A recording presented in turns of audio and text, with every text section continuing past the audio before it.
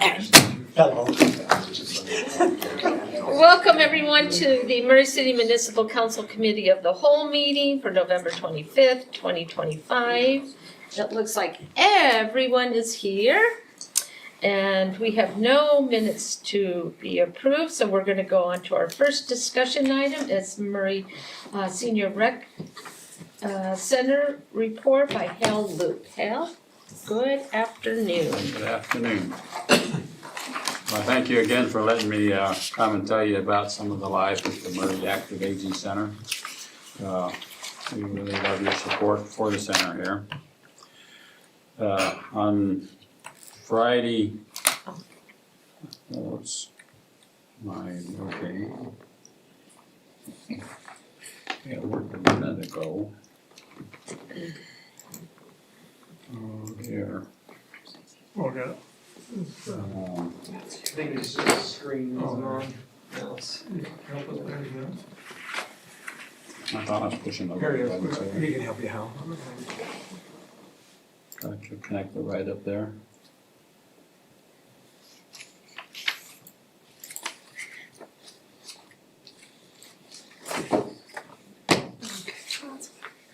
Okay, and then disconnect between the two.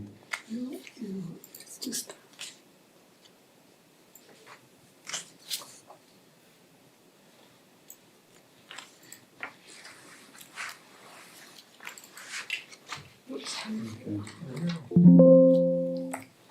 There we go, okay. Oh, he wasn't supposed to show us what he does in the afternoon. That's right, this was my playtime. It's a good hand though. I don't even know how to play that. Well, I don't know, nothing to know, but I think I guess as long as it shows up here, I'm probably okay. As long as it'll go between the two, yeah. Okay, no, okay. Okay. Anyway, on October 24th, the center held another bridge tournament. We had one earlier in the year, and they try and hold two a year for those seniors. This just kind of shows their rules sheet, and they do have pretty strict rules on what they do. They go, and the group here for 3 hours during that day, there were 24 participants competing their skills and knowledge. They held 6 30-minute rounds of play to determine who was the winner. So, like I say, it's grueling. And basically, all 24 players made it through without killing each other. And this is a pretty diverse group. Men, as I kind of showed over here on the side here, there's some over here too, but they make up about a third of the participants out of the bridge tournament. Out of the age span for the bridge tournament, we had 1 in their 50s, 2 in their 60s, 5 in their 70s, 8 in their 80s, 6 in their 90s, and 2 over 100. I don't know if the screen, this lady here is June, and she's 102. She showed up at the Thanksgiving. Oh, this one showed up at Thanksgiving. Which one there? Oh, yeah, that's right. 101? She's 100 this year. She turned 100 this year. She's just a young kid. Yes. And so, you can see that they're keeping their minds at least real strong, and they seem to be doing it pretty good on their bodies too, because neither of them use walkers or canes. I think they have some of their daughters or whatever drive them to the center, but getting around, there's really no problem. So if you are getting kind of bad, go join bridge.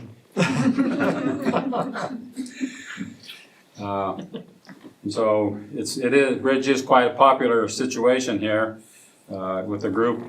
On every Wednesday and Friday afternoon, they meet and socialize for about 3 hours playing, against each other. And it's a fairly consistent group here, and they have a pretty good time. And then on Mondays, they have a special beginners bridge group. So it is quite a popular thing to have that. So now we're going to switch a little bit here. So also during the month, well, actually in November we switched. On November 14th, or no, November 10th, we had the annual Veterans event. And this is about the 15th, we've had it over 15 years, we've been doing that. Each year, there's some of the uniforms that, from the members that are displayed to help us show how things look. As you can see, that April does a real great job of keeping all the decorations nice and pretty. We started the event at about 11:15 with the color guard presenting the colors. And then they also led us in the Pledge of Allegiance for the group there. Then after that, Maureen Tillman, again this year, sang us the national anthem. It was good and everybody enjoyed it. And Chef Omar fed us That's good. some French toast casserole, eggs, bacon, and fruit. So as you can see, it's not does a pretty good job all the way around. Piece of bacon. And we also had Maureen Andreas, who played some patriotic songs again. She joined us again last year, so that's good. So out of this group that showed up, there were 31 veterans that actually showed up. There were 2 in their 60s, 13 in their 70s, 11 in their 80s, and 4 in their 90s. The oldest veteran is that gentleman right there, Larry Lindbergh, and he's 98 years old. As you see, he's not in quite the best shape as the 2 women, but he does have a pretty good mind there, so everything's going good. So I thank you for your allowing me to participate and show you kind of what's going on in the center here, as we really appreciate your support and all for us old folks to have a nice place to work. Thank you. Thank you. So, Thanks, Tom. great.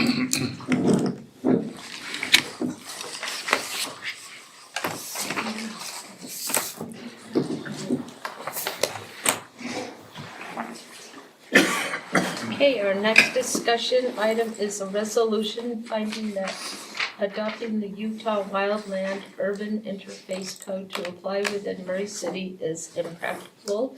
Joey Middleman, presenting. It's okay, I'd like to bring Jeff Poles up. That's okay. course. If I ain't helped you yet. Welcome. Do we need Ben up here? No, we should be good. Maybe, we'll see. Maybe. Famous line, that was I gave way it too here. early to say that. So Ben will laugh when he has to walk up here in just a sec.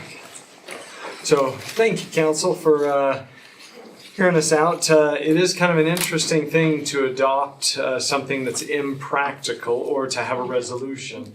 The reason that we're here before you is because we do engage in wildland urban interface for the county as well as the state to be a resource. And so we have 3 Type 6 engines as well as our regular engines that are deployable within the valley assets as well as statewide. However, being part of that, that also ties us into a couple of contracts, as well as the state passed House Bill 48 this last year, which then requires us, or you as a council, to recognize any WUI areas within the city. Jeff will explain that and why we don't have that, but that's the introduction.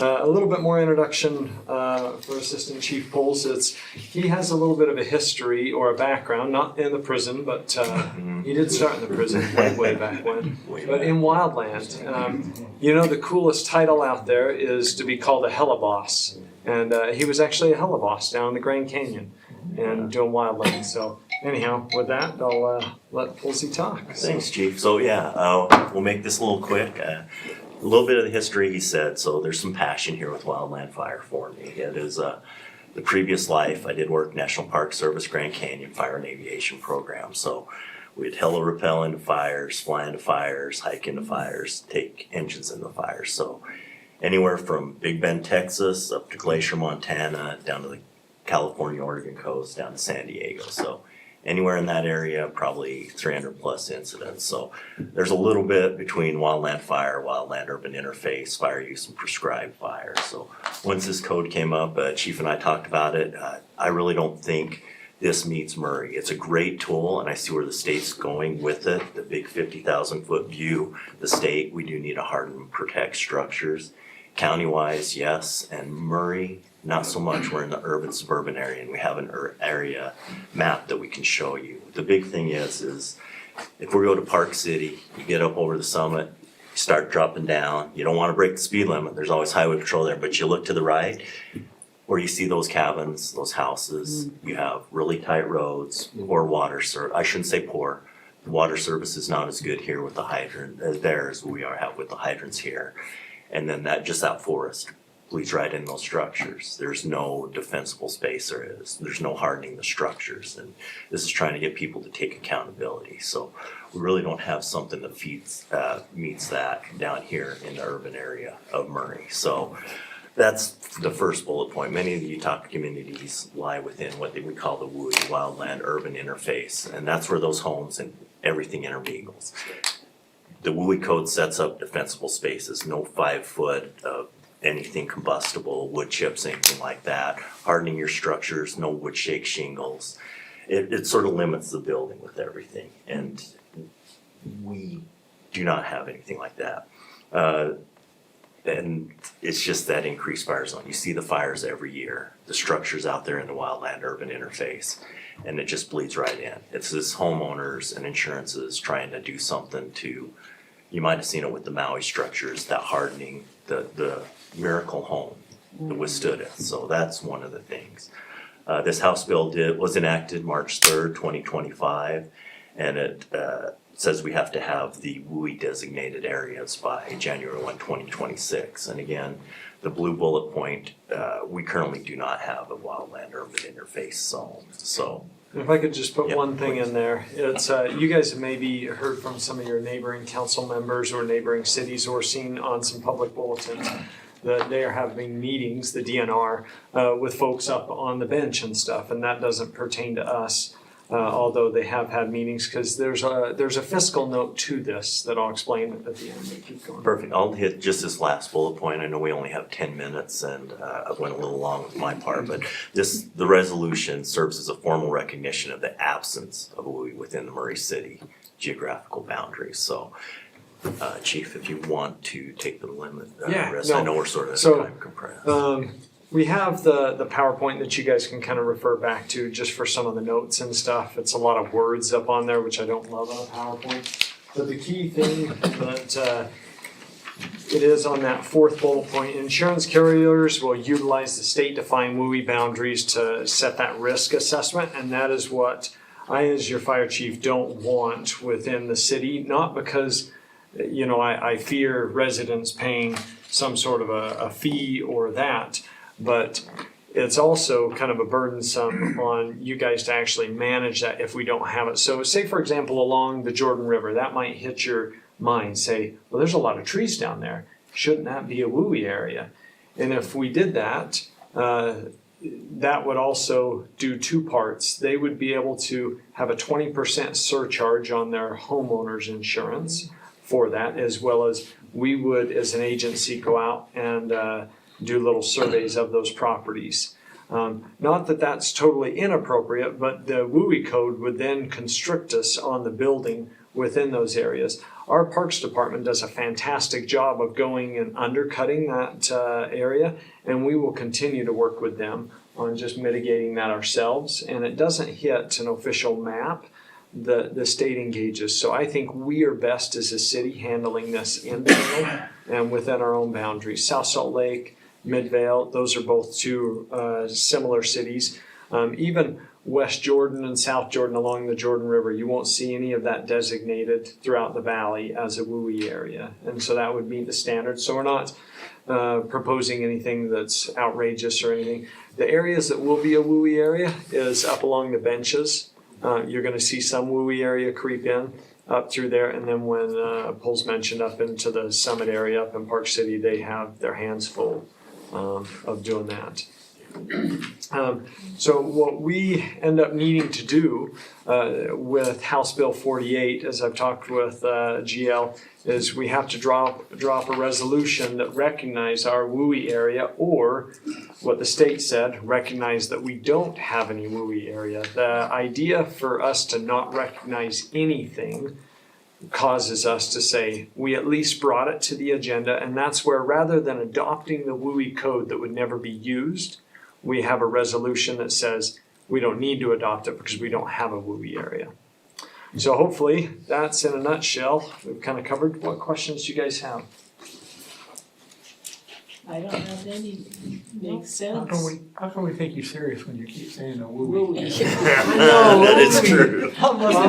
He said woo to me probably 5 times, and then today he said it about 25 times. I'm going, That's how you know I drank the Kool-Aid, because Yeah. I never understood what WUI meant, and then these guys always say it, so I've had to learn it. It's like sample. We ask sample questions. That's our medical signs, symptoms, allergies, medications, passport, and it has a blah, blah, blah, blah, blah. You guys will hear my whereas at next council meeting, if that's okay, and that would be the resolution. So if I could Yeah. have your guys' permission to push that forward, that would be great. Sure. Sounds good. Thank you guys so much for your time. Thank you. thank you.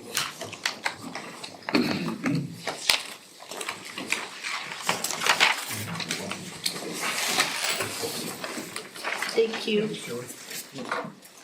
Okay, our next item is discuss an ordinance enacting section 17.76.165 of the Murray City Municipal Code relating to residential lawns. Zach's not here, Chad is doing the presentation. No kidding. Chester A. Arthur. Yes, I like, that's a new one. Yeah, Usually we're it's, doing. usually it's Ebenezer Scrooge or something like You that. know, every meeting we've had, people say, when he tells them, I'm not, oh, you're in Scrooge? Not this No, time, not this someday. This is Mr. Bennett, you can, introduce you to him. I'm really actually shocked, when I went to Costco yesterday at lunch, there was a man that had a beard down to about his belly button, and no one even looked at him, but these chops got all kinds of attention. Every person, what's he doing? Yeah, so, pretty funny. Just 6 more weeks, that's all you got, so. Take your pictures now. That's right. That's a Brutal. waste of a picture. Okay, so this is, of course, in response to a discussion we had some weeks ago. What's happened since we last talked about ponds? We have drafted some ordinance language. We've taken that ordinance language to the planning commission. We've had a public hearing. The planning commission's made a recommendation, so we're gonna talk about all those things tonight. This is some information that you've already seen. This was new to the planning commission with the caveat, that little double asterisk down there. So this is a plot twist that we wanted to talk a little bit about. Last time we met with you, we showed you the cities that do and do not require a pond permit. Once you give us direction to move forward with this ordinance, naturally, we wanted to go contact those cities that did require these permits. And the best example of an ordinance that was out there was Harriman City. We had a very thorough ordinance, it had a lot of detail, it had a process that people would go through. So that was, our first thought was, let's go to them, because this, a lot of the work has been done, a lot of the heavy lifting has been done on putting together some standards. When we reached out via the internet first, we noted that that the standards that we had seen before no longer existed. So I had our building official, Thomas Butts, reach out to their building official and say, hey, we used to have some standards for pond permits, we can't find them, what's happened? So what had happened is that just recently, the International Swimming Pool and Spa Code, you didn't probably know that there was one of those, but that there is one. That's a subset of the international building codes that are out there. And they have adopted some clarifying language. Before I get into that clarifying language, though, I got ahead of myself. As we looked at these cities on what thresholds they have for requiring permits for ponds, typically there's this on the right side of the screen, you can see there's a 24-inch or 5,000 gallon threshold, right? As we've asked cities why, they've said, well, kind of rule of thumb based on the standard in the building code that relates to above ground water tanks, not ponds, right, just above ground water tanks. That's the closest that we had. We don't really have any good standard that we can point to that says this is where a pond ought to have a permit, so we've kind of gone with this, right? So as Harriman was considering that, they saw this change to the International Swimming Pool and Spa Code that said that The pools and spas covered by this code are either permanent or temporary and shall only be those that are designed and manufactured to be connected to the circulation system, and this is the key for them, are intended for swimming, bathing, or wading. In that discussion with the Harriman building official, they said, we just could not justify applying these standards that were meant for pools to ponds, simply because ponds are different than pools. That was their response to us. We just could not, there was, with that clarification from that International Swimming Pool and Spa Code, they just felt they could not justify applying that standard anymore. So because they didn't have a good threshold standard, they just said, we're not gonna require permits anymore for these. These are the proposed standards that went before the Planning Commission. We have, it's A through E there. You can see that there's some definition in there. There's also some requirements that apply whether or not you have to have a permit. So there, even for small ponds, we have some requirements that apply. That would include a liner, having the pond at least 5 feet from the property line, having electrical permits for any pumps or lighting. That's always applied to every city right now does that. And the Wasatch Front, they require these. If there's electrical, they require a permit for that. What did change, we had originally proposed a threshold for that building permit of ponds that are greater than 24 inches in depth and more than 5,000 gallons require a building permit with some various standards there. As we went through the Planning Commission process, they recommended that you take that letter E off if you were to adopt this ordinance, that you do not require a permit, that you were to keep those minimum standards that would apply to a pond, no matter what the size is, 5 feet from the property line, have a liner, et cetera. But they did say, their recommendation was that you did remove that last letter there. So just basic, pond basics, pond 101, I guess you could say. This is what ponds usually look like. There's a pump involved. There's some type of a liner. There's various liners that can be used. As an example, you have the ponds you've seen probably at Home Depot or Lowe's, that big plastic thing that just goes right in the ground, pretty plug and play. You have on the right side a membrane. This is the most common liner. You can see that picture that shows it looks like just a black plastic tarp. What happens, of course, is that people then cover that with rocks and other ornamental features, so you don't see that tarp around these ponds typically. And then that one over there on the lower left is clay. It's a type of clay, bentonite clay that's used, that's super absorbent, and that when you get it installed right, becomes a watertight liner. So that's kind of the typical liners that you'll see for a pond. I'm gonna go back for just a second. So this is what, again, a typical setup that you would see. You can see how that liner, you have some type of an underlayment, and then that liner goes over the top. These liners are not super thick, but that's usually a typical setup. Just by way of context, we shared this information with you before, but just to go back over it, because we did share this with the Planning Commission. You know, in relation to that 5,000 gallon standard that we had originally applied, that little red square is what 5,000 gallons would be compared to a typical pool size, right? So you can see that, I said square, little red rectangle there. So this gives a little more detail on that. Typical pool 15 by 40 is gonna be about 20,000 gallons. That 10 by 15 by 4.5 is 5,000 gallons. And then we just decided, just for size context again, just to figure out what the gallons would be if that trampoline was a pond. So that's a 15 diameter pond. In our little exercise here, it's about 3,000 gallons, just to give you a size comparison. It's another application, this particular neighborhood had a lot of ponds or pools, so we're able to kind of apply that same standard, just to give you, again, a comparison of what 5,000 gallons looks like as compared to the typical 20,000 or so gallon pool. Okay, one of the problems though with kind of figuring out these pool sizes is that, or pond sizes, excuse me, is that ponds don't ever look like pools, right? They look more like this. They have curves and in and outs and ups and downs, and the depth changes. You can see, this is a good example because you can see how the depth changes within that pond structure. You've got some little shelves, places for fish to go and hide from the raccoons and the herons and things that try to get them. As we were originally having the conversation with the Planning Commission, we wanted to throw this one in because this self-reported was about 2,000 gallons.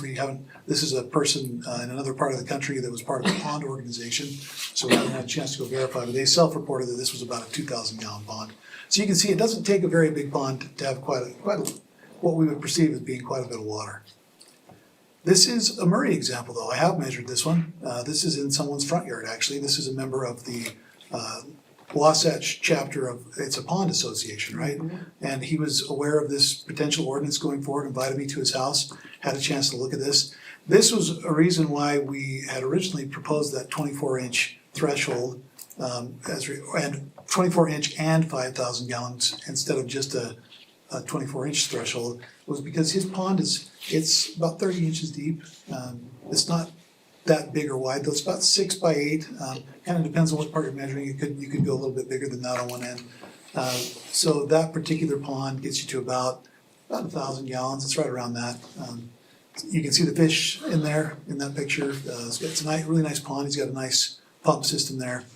And his two concerns that he expressed to us were, we'd really like to not have a fence requirement because this is in his front yard and a fence would make that very difficult to have that pond exist. And then also just making it based on a minimum depth, that 24-inch, which I'm gonna say is just a number. That's a number that's being applied from a building code that you could argue doesn't apply, right? So he, again, the request was that we not, if we were to adopt the permit requirement, that we would not include just a depth standard. We would have a depth and a size standard as the minimum.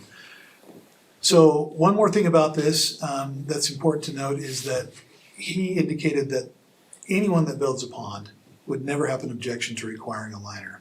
He said, if you're going to build a pond, you want the water to stay in your pond.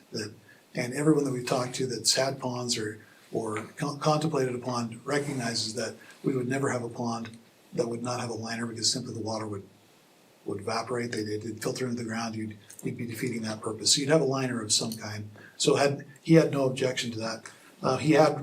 He and others in that pond association that he talked to had reviewed our ordinance and didn't have any objections to what we originally proposed. So we talked about a few of these before with you. There are some similarities with pools and ponds, but there's some big differences. These are usually vegetation, fish, landscape materials. Something that came up, we've already talked to you about this, but the DWR and Mosquito Abatement District currently take care of any kind of fish or mosquito regulations out there. The big issue for our building department is that trying to figure out how we permit these. There is no structure with the pond. It's a hole that has a liner. So typically you have no structure involved with that. So it's difficult to determine submittal requirements. And that's something that our building official was really worried about is how can we review a permit when we don't have any kind of structure to review? So what that means is that you'd have to have some kind of design professional, an engineer, soils engineer, geotechnical engineer that would prepare reports, documents that could be then reviewed by the building division to see if it met best practices and standards. So again, that's the next bullet point. You'd have to use third-party consultants for soil and stability analysis if you require a permit, and that would increase cost to those that wanted to put these ponds in, because there's no other way for us to review something if we don't have something that's prepared for us to review. Again, we've talked about this before, but I just put it up there. When something like this comes forward, when it's not a frequent issue, we want to be just very cautious. We want to make sure that we're careful, just so we don't create unintended consequences. And then if we decide not to adopt a specific code standard, you can still use civil remedies as a neighbor. If there's issues, you can still go through that civil process. So back to the Planning Commission action. This was held, the hearing was held on October 16th. We had some people from the public that got up and spoke in favor and against the ordinance. The vote was 4-1, and I want to explain that 4-1 vote because this is an unusual type of opposing vote. So the 4 voted to approve with letter E removed. The one who voted against it actually expressed that he didn't feel that there should be any regulations, that there was not a need for regulation. So his opposing vote was, I just don't think that we need to do this at all. Just want to make sure that that's clear. So again, that letter E that you see there was what they voted to remove as part of the recommendation. We would support the Planning Commission's recommendation to you. We did have that text included in the original, so if you wanted to consider that, that's up to the discretion of the council on that. So with that, I'd be happy to answer any questions. How would that be enforced? The regulations that have been recommended, how would we enforce that? Just by complaints from the neighbors? Yeah, similar to, we have right now small sheds that don't require permits as well. And if if we find out that someone has violated those standards, we work with them to, you know, for example, if it's too close to a property line, we'll work with them to move the shed further away from the property line. So it would come through that same way. I'm gonna go back to those standards for just a minute, but as I was saying before, the folks from the Wasatch Pond Association, Wasatch Front Pond Association, they said that many of these things are just common sense, that, you know, there certainly might be someone that might try to tuck a pond back closer, so it's important that people would understand that. But again, having a liner, getting an electrical permit, no problem from anybody. That just made sense to people that looked at this. Electrical permits would only be required when it's not just a plug and play though. The one that I showed you that's in Murray is so close to their house that he's just got a cord that's attached to his pump. Let me just go back to that, it's kind of nifty. It was a really cool system. I took some other pictures that I didn't include in the slideshow, but see if I can get my cursor to show up. This is just right adjacent to his house, so he's got a plug right there. His pump's within this, it's a natural filter system that he uses. It's got layers of rock and charcoal and all kinds of things. It's pretty cool. But that plug just goes into that wall right there, so it doesn't, his did not require an electrical permit because it was just plug and play. I don't think we want to discourage people from having ponds. I mean, I think that if we regulate it so much that's what will happen. I think having ponds is a really nice feature for many yards.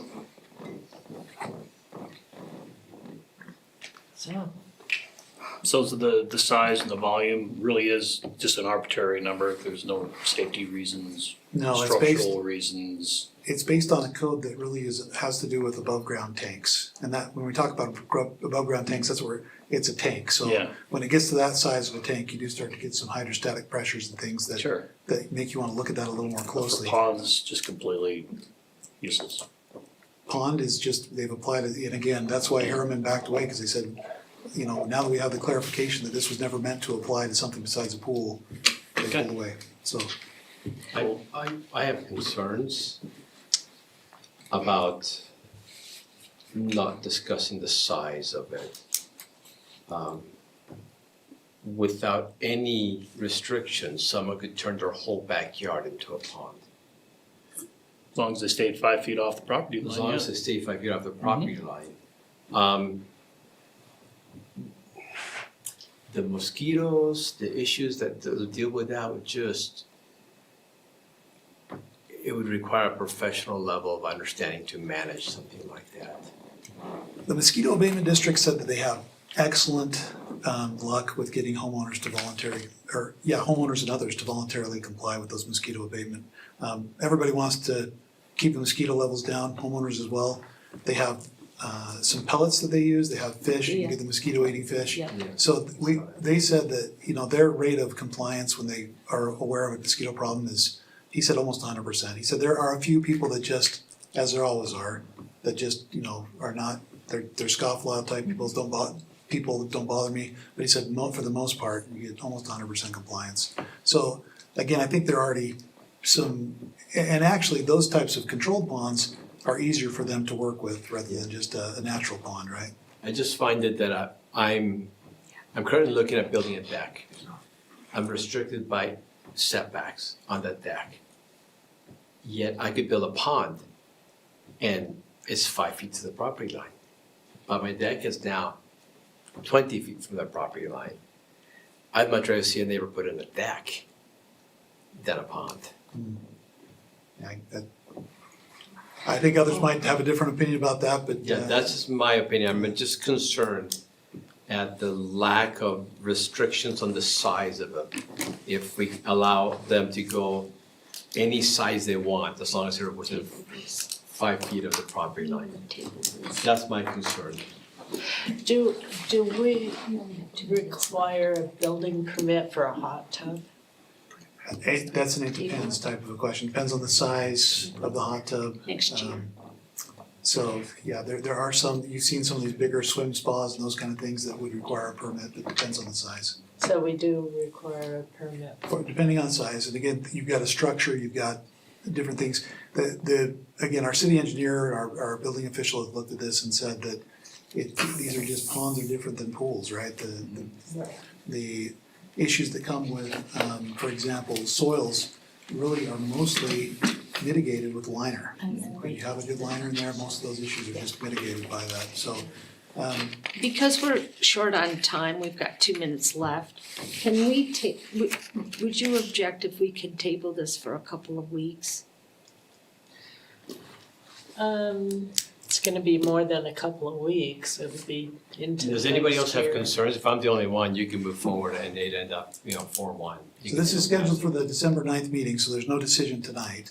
Right, but I'm just saying, Let's keep discussing. I don't know. let's what discuss this more. If you want to discuss it in another committee, we could do it on the 9th, or you can do it next Instead of year. You wouldn't discussing vote on it committee until nights, next let's- year, so. I don't know how I it's up to feel you. about striking it yet. I wanna think about it some. And I guess if we bring it back, we should probably let staff know what we want to discuss in 2 weeks. If we're not sure, I would recommend maybe not bringing it back till January. I will just say, just to, again, address that very quickly, we just have not had issues with people building that large of a pond in their backyard. This is, again, caution should be used to say what could possibly happen. In all the years that the city has had zoning regulations, this has not been an issue. And I've got some slides I can show you next time, but there's ponds and pools that exist next to each other. There just have not been significant issues with that size issue in someone's backyard. Part of that, we do have some regulations based on maximum coverage standards that would keep them from doing the entire backyard. They could have a fairly large pond, sure. And that's what one of my neighbors did. They did their whole backyard with a pond. But now they're gone and now it's dirt. And it's probably one of those meandering kind of things, and maybe not, okay? It was, but it's okay. Yeah, so let's bring it back. Okay, Let's just keep discussing this. You want to bring it back on the 9th? do you wanna bring it back on the 9th? Yeah, nine's fine. Sure. Okay, I don't think we need to spend tons of time. 10 minutes is probably sufficient. Yeah. Dude. 10 minutes on the 9th? Yeah. Let's do Give us a chance to a little bit of. Okay, now we're going 15. Do we have 15? Yeah, 15 is better. You have a pretty short committee. Oh, okay, so then we'll let's- go 15. Thank you, Chad. Yeah, you're welcome. Also, the depth is interesting phenomenon because that's where the fish go, and if you wanna have fish in the winter, you need to have it deep. Minimum depth. Yeah, and that picture you showed of the pond right next to the porch or something, you said 30 inches? Yeah. Imagine stepping off of that. And all of a sudden you're in 30-inch water, a kid or somebody, we need to talk about this a little bit more. Good concerns, haven't had issues with it, but good concerns, yeah, I understand. Yeah. Thank you, Chad. Okay, our next discussion item is an ordinance enacting Title 11 of the Murray City Municipal Code, establishing the Administrative Code Enforcement Program. Chad Wilkinson is again. It's been so long since we've seen it. Gee, Yeah. you look different. I grew some sideburns since then. That was fast.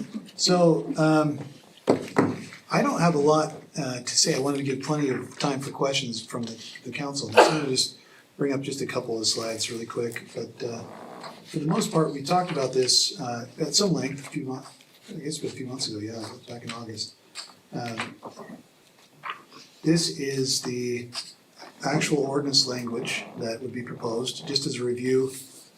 We're talking about the Administrative Code Enforcement Program, and for some reason that has distorted that, I don't know why that's giving you that kind of a resolution on that, but these slides are not as important, I guess, as that last one, anyway, let's go right there. But as we talked about last time, the Administrative Code Enforcement Program will give us an opportunity to do administrative violations and administrative citations. Those are really the two applicable codes here. Those differ, one of those, a citation would be for a one-time kind of a violation, maybe a parking violation. It's a ticket. And we would say, you're in violation of the code, here's the fine for that violation. That would only come after a warning. Our plan is to do warnings as well. But once someone's received a warning and not complied, they'd receive a citation. It's a one-time fee they would have to pay. Violation would differ in that you would have ongoing fines that would accrue day after day. That would be for something like an illegal shed, someone that just refuse to work with the city on trying to fix an illegal shed, then that would give us an opportunity to have fines that would accrue day after day until they were to resolve that issue. Again, as we talked about before, it also sets up an appeal process, an administrative appeal process. It doesn't have to go through the courts. We would select and appoint an administrative law judge that would hear those. That's typically a local attorney. In our ordinance that we've proposed, it requires that to be someone that's an attorney that has some experience with the law that would hear those matters and make those decisions related to those appeals.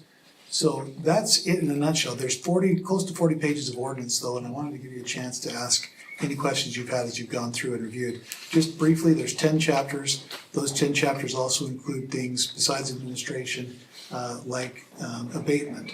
So there would be times when we didn't get any kind of reaction from a homeowner or property owner, and they authorizes the city to go in and do some abatement, which would mean we go in and fix that issue, whatever that issue may be. That's not without precedent right now in city code. We have currently the ability to do that with weeds. If someone just refuses to chop their weeds after proper notice, we can go in and do it ourselves and charge them for that service that we provide. This would also, we continue that same weed enforcement standard, but we would also allow for this process to be applied to those weed cases as well. If we had someone that was a perpetual, what we don't want to become, which we have become with some, is the new landscape service for those folks that just don't want to chop their weeds. That's what happens is year after year, we have some repeat offenders that we just go in and chop their weeds for them, and they pay it every year, and we become their landscape service. In this case, if we have someone like that, we can go in with these administrative citations, administrative violation notices, and say, we're gonna give you a fine for every day that you don't get this done. So you wouldn't go in and chop their weeds down? We could, but if we had a repeat offender that it was obvious that they were just using us as their landscape Right, company, this is, then we could do this administrative violation instead. okay. And have a fine that would accrue day after day until they fix the problem. So we'd have that available. This is also gonna be a process that's available to our other city departments, so if we have fire issues, public works issues related to stormwater and things, this would be a process they could use in coordination with the Code Enforcement Division, which you're also being asked to adopt as part of this process. And so we're excited. We think it's a good process that, again, it does two things. It helps the city from the perspective of we have some new tools available to help us get compliance with code enforcement issues, but it also helps the public because now we have a predictable process rather than saying, well, we are gonna take you to court and that may last 6 months to a year before we get in front of a judge to talk to this. We can say, we've got an administrative hearing that's scheduled within several weeks from now. You can have a chance to appeal this.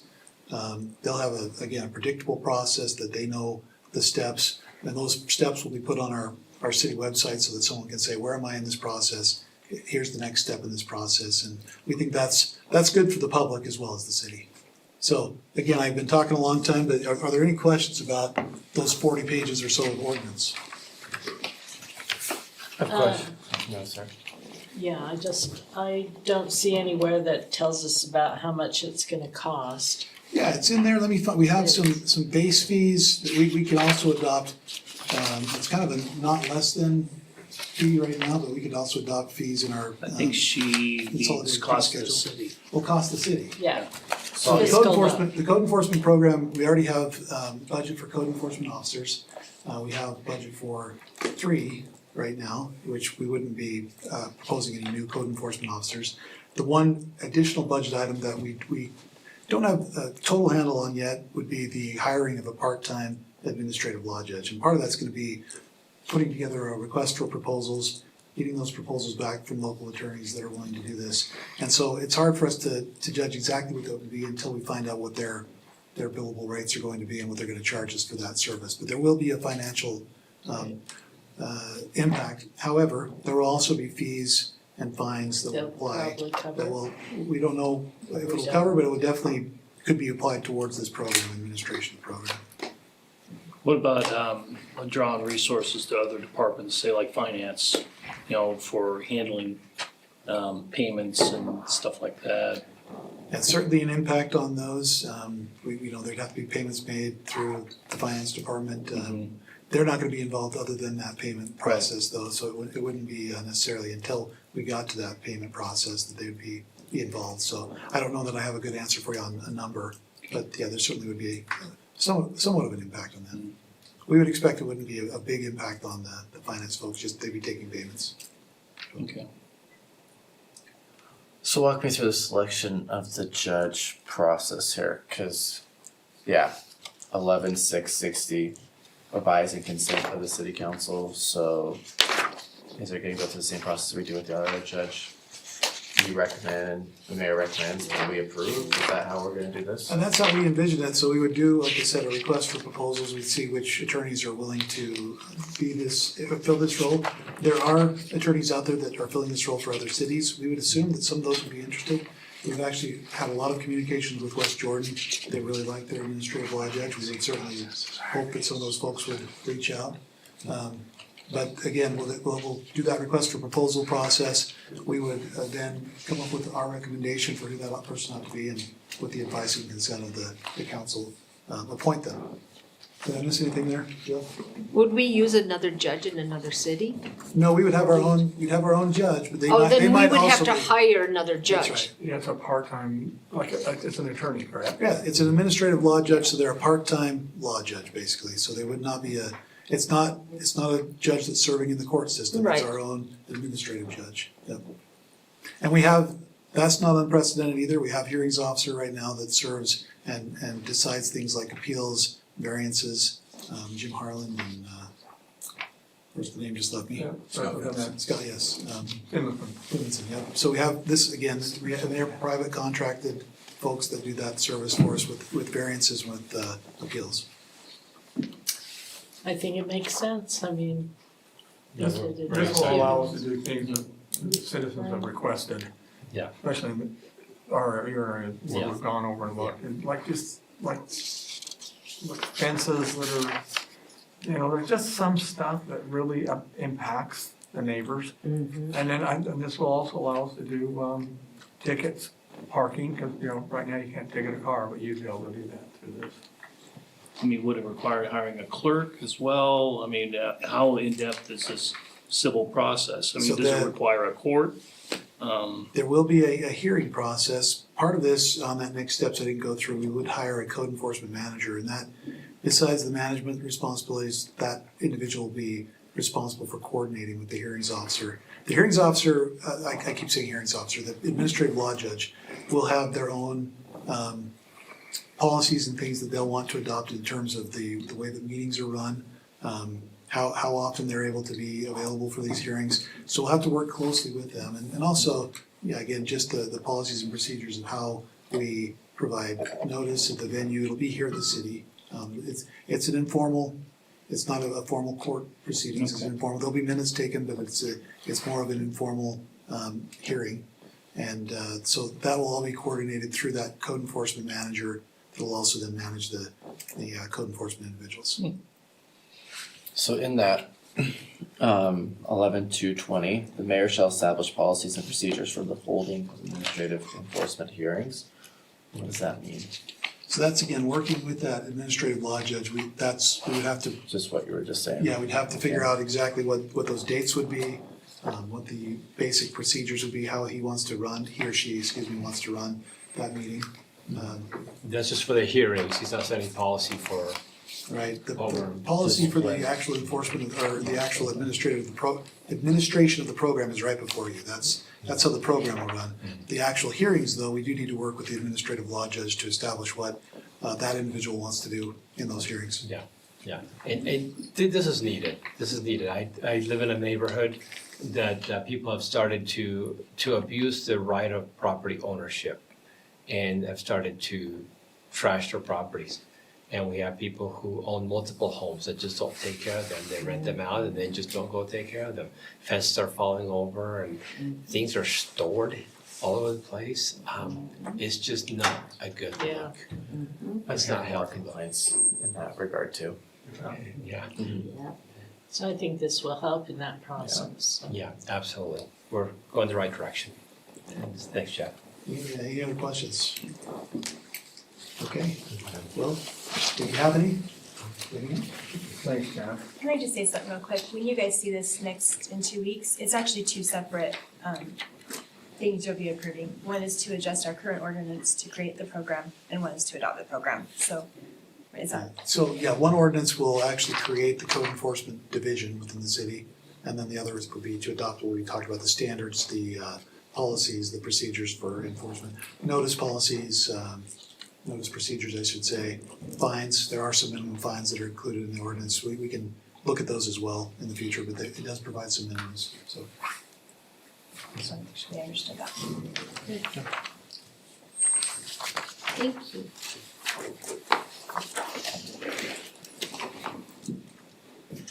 Well, maybe Chad, really. Yeah. And GL, we both read through this multiple Excellent. times, so, yeah. Well, I asked you before, you said it wasn't jail, it's just you, so I don't know. Okay, our next discussion item is a joint resolution adopting the Murray City Privacy Program Policy. Brooke Smith and G.L. Birchfield presenting.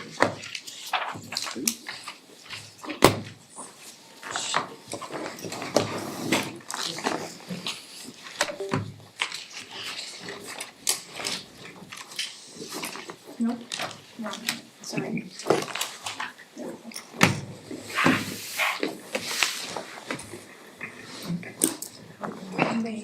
Okay, there we go.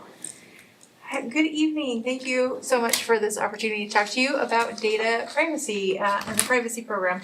Just to give you a little bit of background, the state of Utah has passed a Utah Privacy Act that establishes a program where the state has authority to require agencies in the state of Utah to follow certain guidelines and set certain standards. Right now, we have rules in our law books, but they're all scattered throughout. So there's some privacy in like the grammar law, there's privacy in the procurement law, there's privacy all over the codes. And what they're really trying to do is establish a centralized way to govern data management and make sure that people have the power and the protections that they need to be an individual and have those rights to privacy. So it establishes guidelines governing the use of personal data, and it is required by all agencies in the state of Utah. This program is governed by the Utah Code 36A-19, and it requires us to establish a privacy program by December 31st of this year, and that really gives us the guidelines to get going and making a more centralized process. The state's mission statement essentially says that the individual has a fundamental interest in and inherent expectations of privacy regarding individuals' personal data that the individual provides to a government agency. And as you can imagine, the government agencies collect a lot of data throughout the passport process, payroll, complaints, police and fire. We all collect this data, and we want to make sure that that information is being safeguarded and protected, and we're following the retention schedules that are set in place by the state. So, who this affects? It affects Murray City, of course, but all the entities in Utah must comply with this Privacy Act.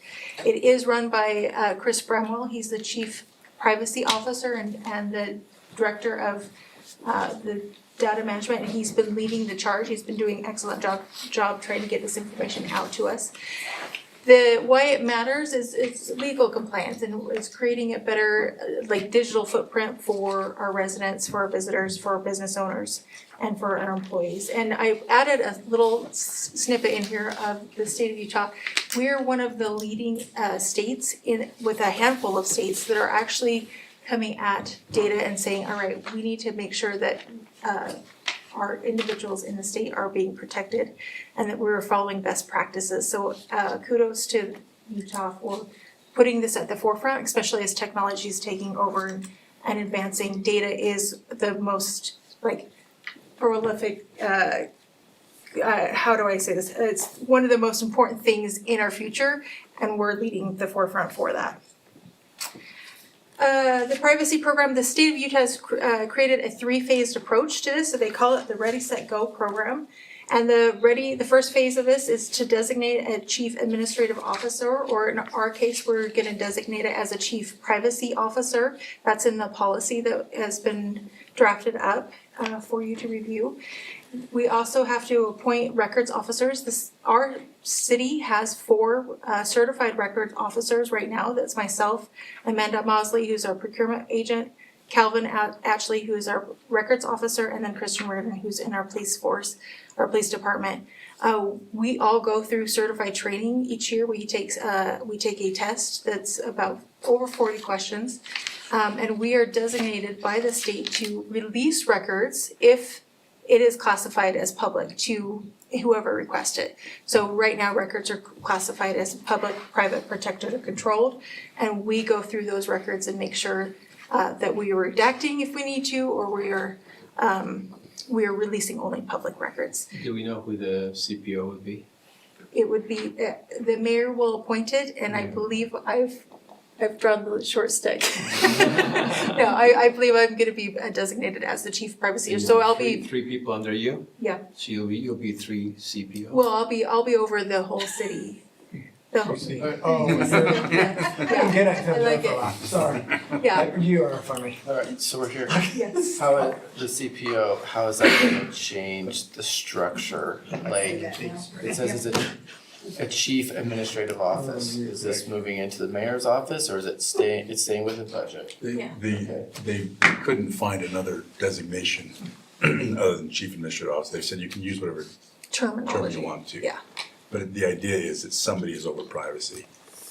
yeah. So, yeah, I'd be the individual over it.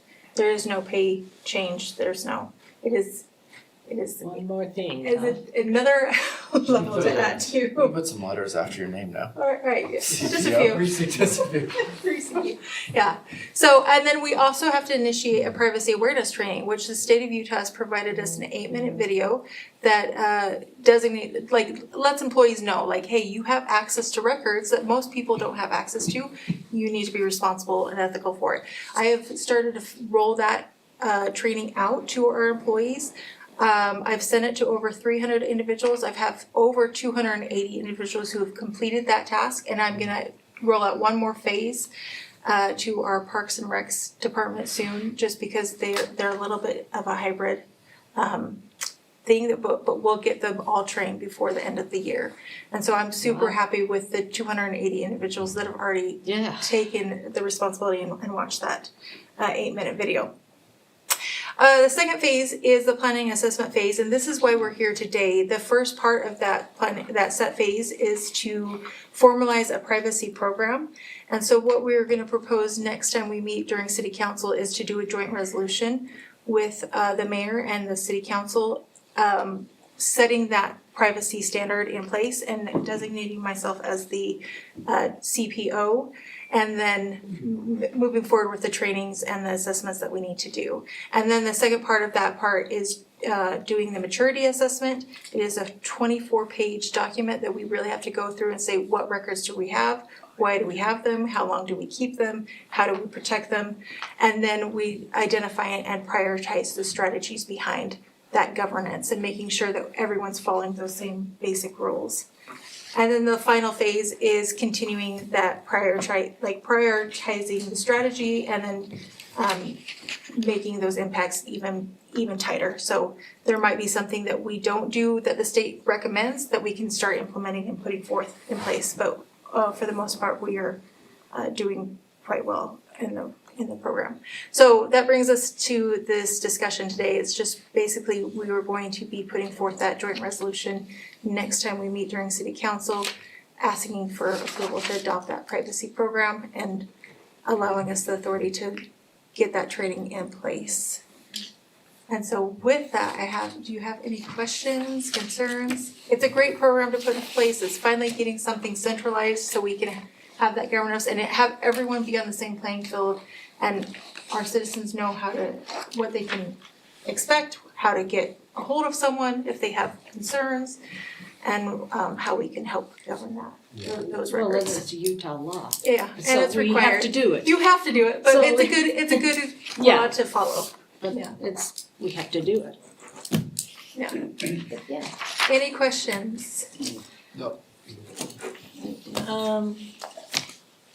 I guess I keep hearing about AI,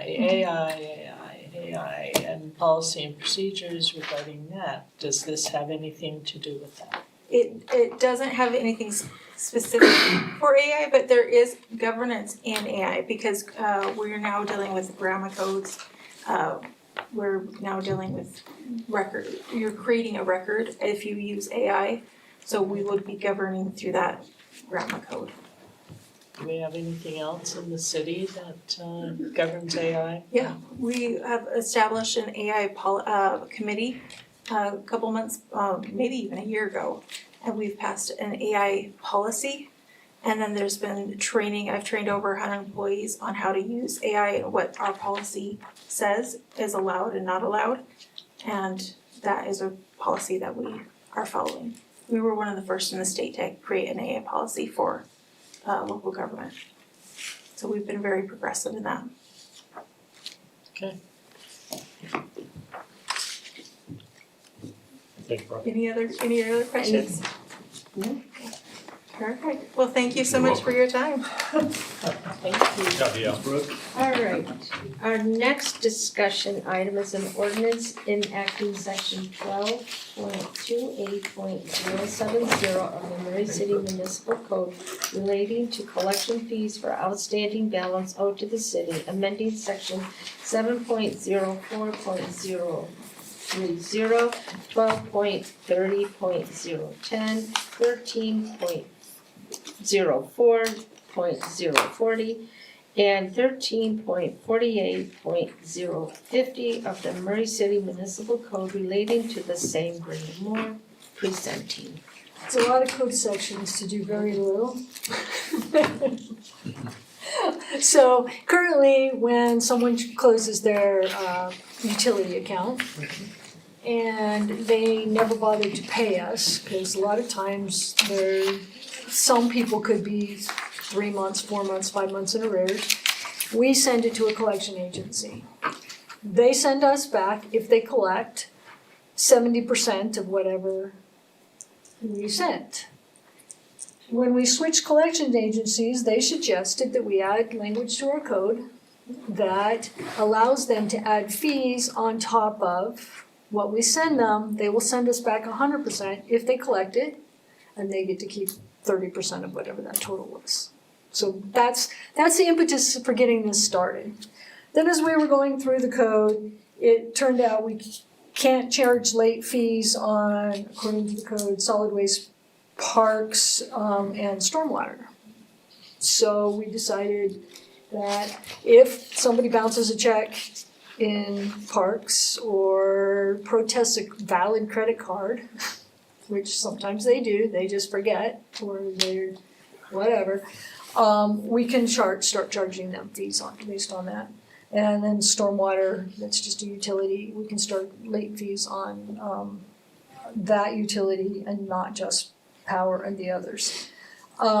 This ordinance also clarifies, if you didn't ever notice, that according to the garbage schedule, it ended in 2020, and the thought was it just continues until we change it. Well, we put that in actual language. It now continues until we change it. And we don't have, nothing else in that changed. Those are the exact same prices. We've been watching it, and so far, we don't need to change this. That Waterworks software does a very good job of telling us when. It's probably gonna be 2028, 2029, we'll probably need to start upping it a little bit. But we will wait until that time to see. And I think that is all that is contained in this, even though it touches a lot of sections. It just is adding those things, the late fee at 18% per annum and that kind of stuff. Any questions? And these are, bad guys. I was gonna say, we don't turn over, Well, even, no, and if they're working with us and that kind of stuff, these are people that aren't working with us. they've left the city, Yeah, they're basically. gone. It's the people that we will, this will affect. The people that live in the city, we have tools, mostly for everybody but just the stormwater only area. We can turn their power off. What's the what did you tell me the average, these people think the average collection rate would be? I just know it's not very high. No, they're not gonna But I've collect a worked with ton this of stuff it. my whole life, and it's not much. I mean, it's just, They're not gonna collect, they're gonna collect more than our last one did, which was zero. It had worked its way down to basically zero. They're gonna collect more than that. They work with a bunch of cities, so they might be able to find people that they're interested, this is their job. It's a legal firm, this is what they do. They are interested in collecting this way. They'll get their 30%. And we will be able to charge whatever court fees and all of that stuff they can charge on top of what we do. So that's what this one is, and it will come before you next meeting on the 9th. Perfect. No brainer. Okay. Any questions for Brenda on this agenda? Discussion item? Okay. Next is discussion, a resolution adopting and approving the Murray City investment policy. Brenda Moore. I'm gonna have Mindy come up, who's the city treasurer, and let her explain this. Hello. hello, you guys all know Mindy? What's that? Have you met? I've met everyone. Mindy kind of, She goes home at 5 o'clock. every talk she's had here, she's always in the background, that's her style. Yes, I'm not We love comfortable in She setting goes it, home at 5 but. o'clock. That's when I show up. So basically, we want to change our investment policy to match the Utah Money Management Act. They made some changes so that we can allow certificate of deposits in our investments as well. Basically CDs, and then it also changes on how investment advisors and institutions are selected. And we just want to mirror that state policy basically. And then we also had the attorney's office review it, and they changed some. Modernized the section headings, Yes. is the polite way to put it. They took out the Roman numerals and put in numbers. Yeah, so, and then any, minor grammatical errors and everything that they changed as well, so, and I believe you've got versions of both the old and the new in there, so there's not a ton of changes, the biggest one is probably that CDs, so. I have one question. Mhm. What is the senior 503C fund? Go ahead. The senior center has a, Oh, it's the senior center. the senior Okay. center has a nonprofit, a Yes, 501c3 that works with them. it didn't say center, so I was going senior. Got it.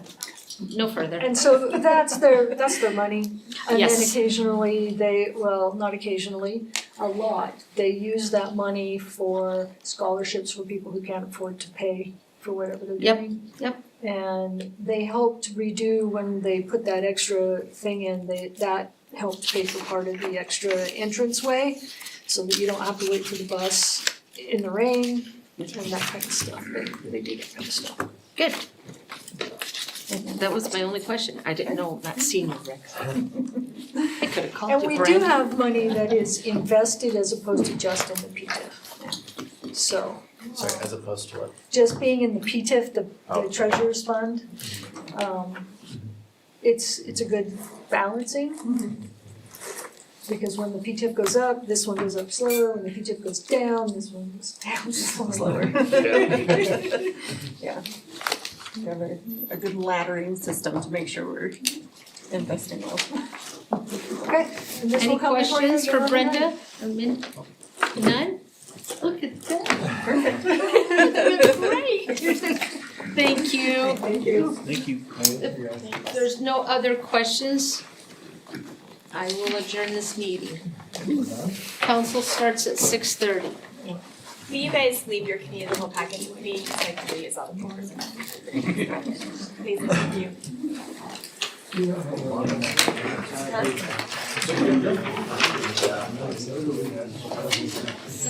I played 7. I see it on the news.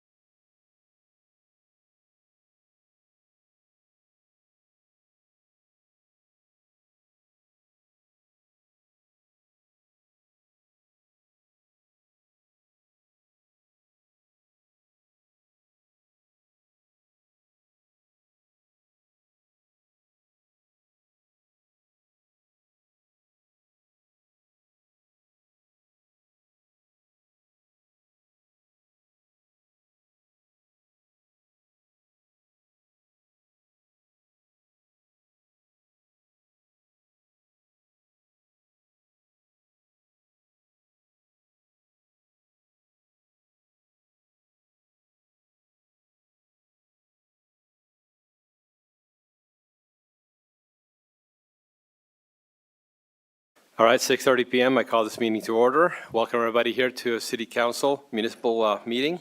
Happy to see everybody here today. We have full staff here on the dais.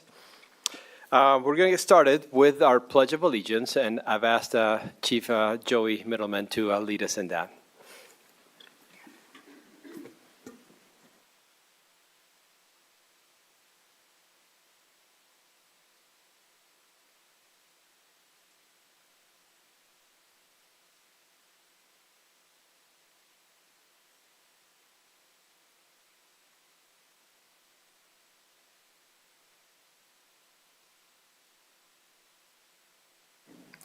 Thank you, Chief.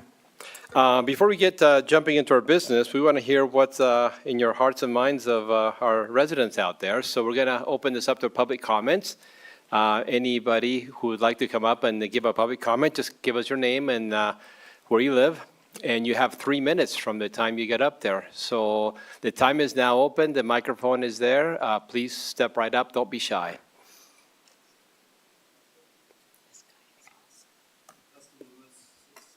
Is the sound on? It is now. Oh, absolutely. Thank you. Dustin Lewis, 672 West Christa Court here in Murray. Mayor and council and staff, I don't often get the opportunity to come and join you for a city council meeting, but with the off schedule this month, I get a chance. I just wanted to come and give my thanks to those of you that serve. Congratulations on your recent re-elections and your willingness to serve the city of Murray. I also wanted to thank you for the work that you did at 7th West and Winchester. That project was long overdue. I greatly appreciate that you guys put that project into place and that you did it in the time that you allotted. You hired a great contractor. They did a magnificent job. I also wanted to come and say thank you for letting me serve on the library board for 6 years. That was a great experience. You're in good hands with your new director. I think you can expect great things in the coming years. I also wanted to thank members of your staff. It's been a joy to work with your police chief, your fire chief, your recorder. I know a lot of your staff very well. You have very good people here. And I really want to thank Doug Hill for the opportunity that I've had to work with him for a very long time. He's been a very good mentor. The city is in very good hands with you as elected officials and with the staff that you've hired to accomplish your visions. So I just want to say thank you. It's great when I see many of you in the trenches, and I know that you're doing good work that many residents don't often see. And for that, I wanted to give my thanks. Thank you. That was nice. Hello, Murray City. I'm Dan Lundwall. I live across the street from Wheeler Farm, 805 Silver Shadows. Been a longtime resident of Murray, and I'm here because I want to introduce Murray City to the Murray Amateur Radio Club. We have been in operation since 2019. We're a 501c3 corporation, and we are here to support Murray City. And as a matter of fact, we work closely with Murray Fire Department. We have 3 classes a month in this radio club. No other radio club in the nation does this, where we teach local hams and people who are looking to become ham radio operators to learn their craft. We have been doing this, like I said, since 2019. As a matter of fact, we work with Chief Middleton there and our Murray City EM, Nick. I talk with him all the time, and we even have a repeater, a radio that is designed for any resident in Salt Lake County to talk to. And so we have a huge breadth of exposure. I can be in Tooele, as a matter of fact, and contact anybody in Murray using the repeater that is built within Murray. We even have a communications trailer, a trailer that I've been working on for the last couple of years. It is a trailer specifically built for radio communications and incident command operations. It has been an effort of love, very expensive. My own stuff has been in there, as well as donations, so it's been very fun. I don't know if you know this, but we support Murray City in your 4th of July parades. We do the communications, help with that, as well as like the safety fair. We're involved with the safety fair every year. We have 81 members currently with Mark, the Murray Amateur Radio Club, and we look forward to expanding that number. And again, my number one goal is to support Murray City, and I hope to be able to come to many more city councils and enjoy the time with you. Thank you very much. Thank you. It's okay to clap, it's fine.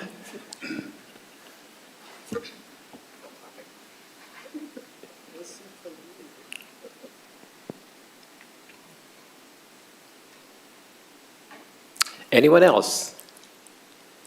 It's your chance. Okay, then with that, I will close the public comments. Thank you for those who have spoken, and look forward to hearing from people in the future that want to speak up. Now it comes a fun moment. We have a special recognition this week. We have 3 incredible staffers from the Murray Theater that we would like to honor. And I've asked the mayor, the mayor and Kim Sorensen are going to honor Katie Lundquist, Bethany Tucker, and Robert Weiss. If you come up to the front, please.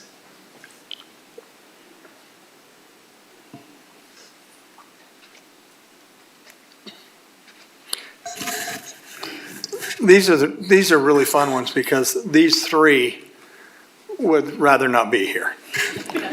Am I correct? Look at them. Katie likes it. Underneath, she would like to have her name and lights. And if you all know Katie, that's not correct. But anyway, Kim, you're going to read some of this here? I can. Okay, I'll let you do that, and I'll just tell a little bit.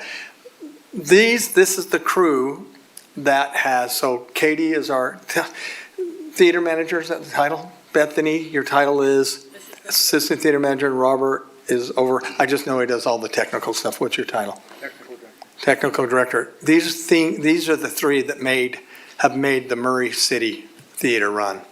I'm telling you, they are amazing. Sometimes I go there late at night and they're still there. And they are phenomenal in their work. So I just want to take that opportunity before Kim says anything, just to say thank you for your service. We've never done 3 at a time. That's kind of fun. We decided it was too important to, and they'll tell me, every one of them, when I get up and announce a concert or whatever we're doing, they'll say, now make sure you thank the staff and thank the volunteers, because, they couldn't do this without volunteers, but they have done such an amazing job. We just got approval for Disney movies. So that has been approved. It took forever to get that done. And they worked hard. Was I not supposed to tell that? Go right ahead, oh. Anyway, then a little late now. Could we retract that from the record? Anyway, so we've been approved, and anyway, it's going to be exciting. So I just want to give these 3 a huge, big round of applause.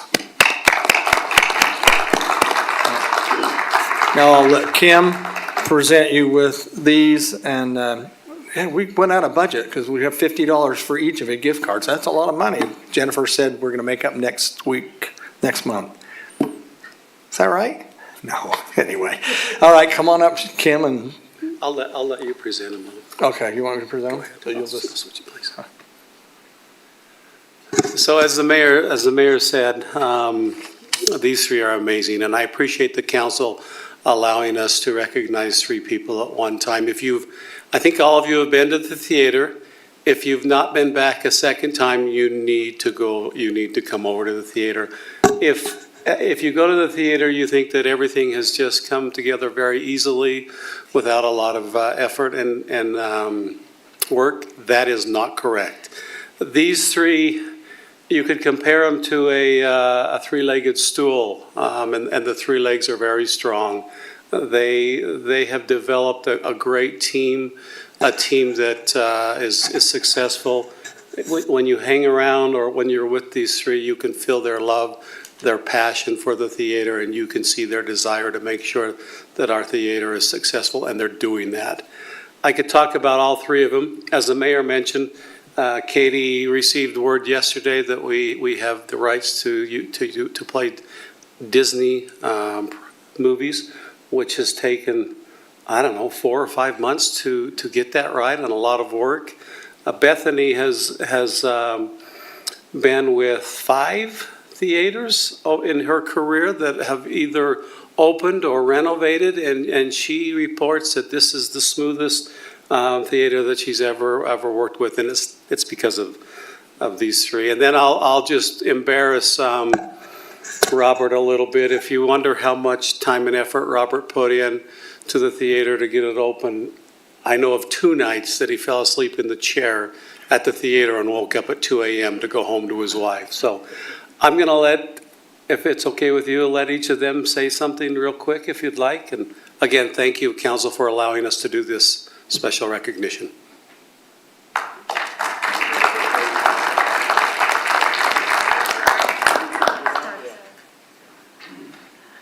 Being the newest person here, I wanted to thank you guys for the support because, as he said, I have opened 5 different theaters over the course of my career. This has gone the smoothest. Part of that is because of the support we had from you guys. So I appreciate that so much, and just the environment is a great place to work, so thank you.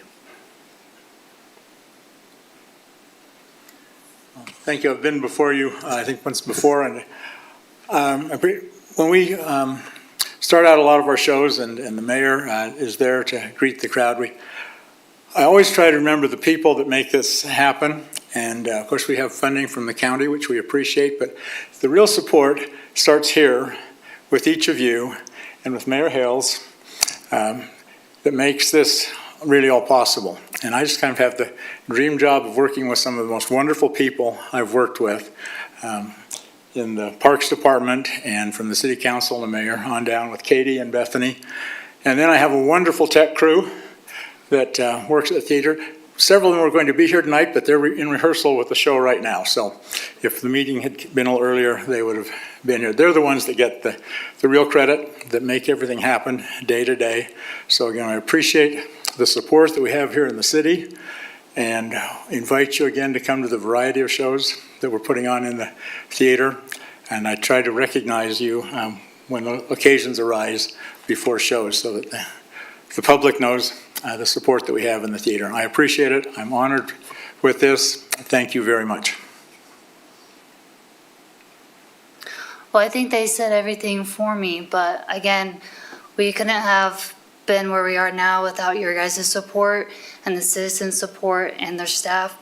And I just like to say a little special thank you to Jeff and Kim through the whole construction project from the time the seed was built to restore that theater to the time today.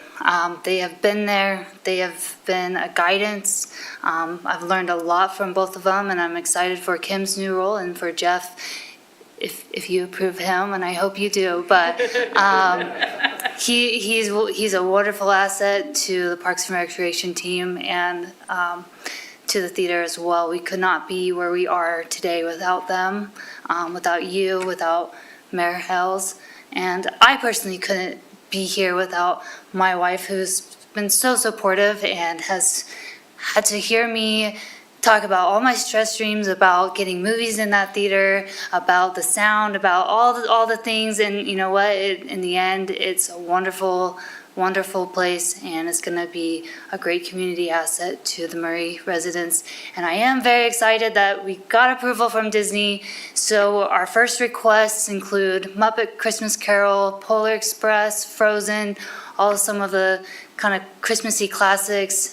So you should be seeing that be posted soon once we get the second green light, and then we'll move forward from there with the other distributors as well. Anyway, details. Love to see you in the building, and thank you again. This is very appreciated. The theater staff has been amazing to work with, and that's it. Thank you.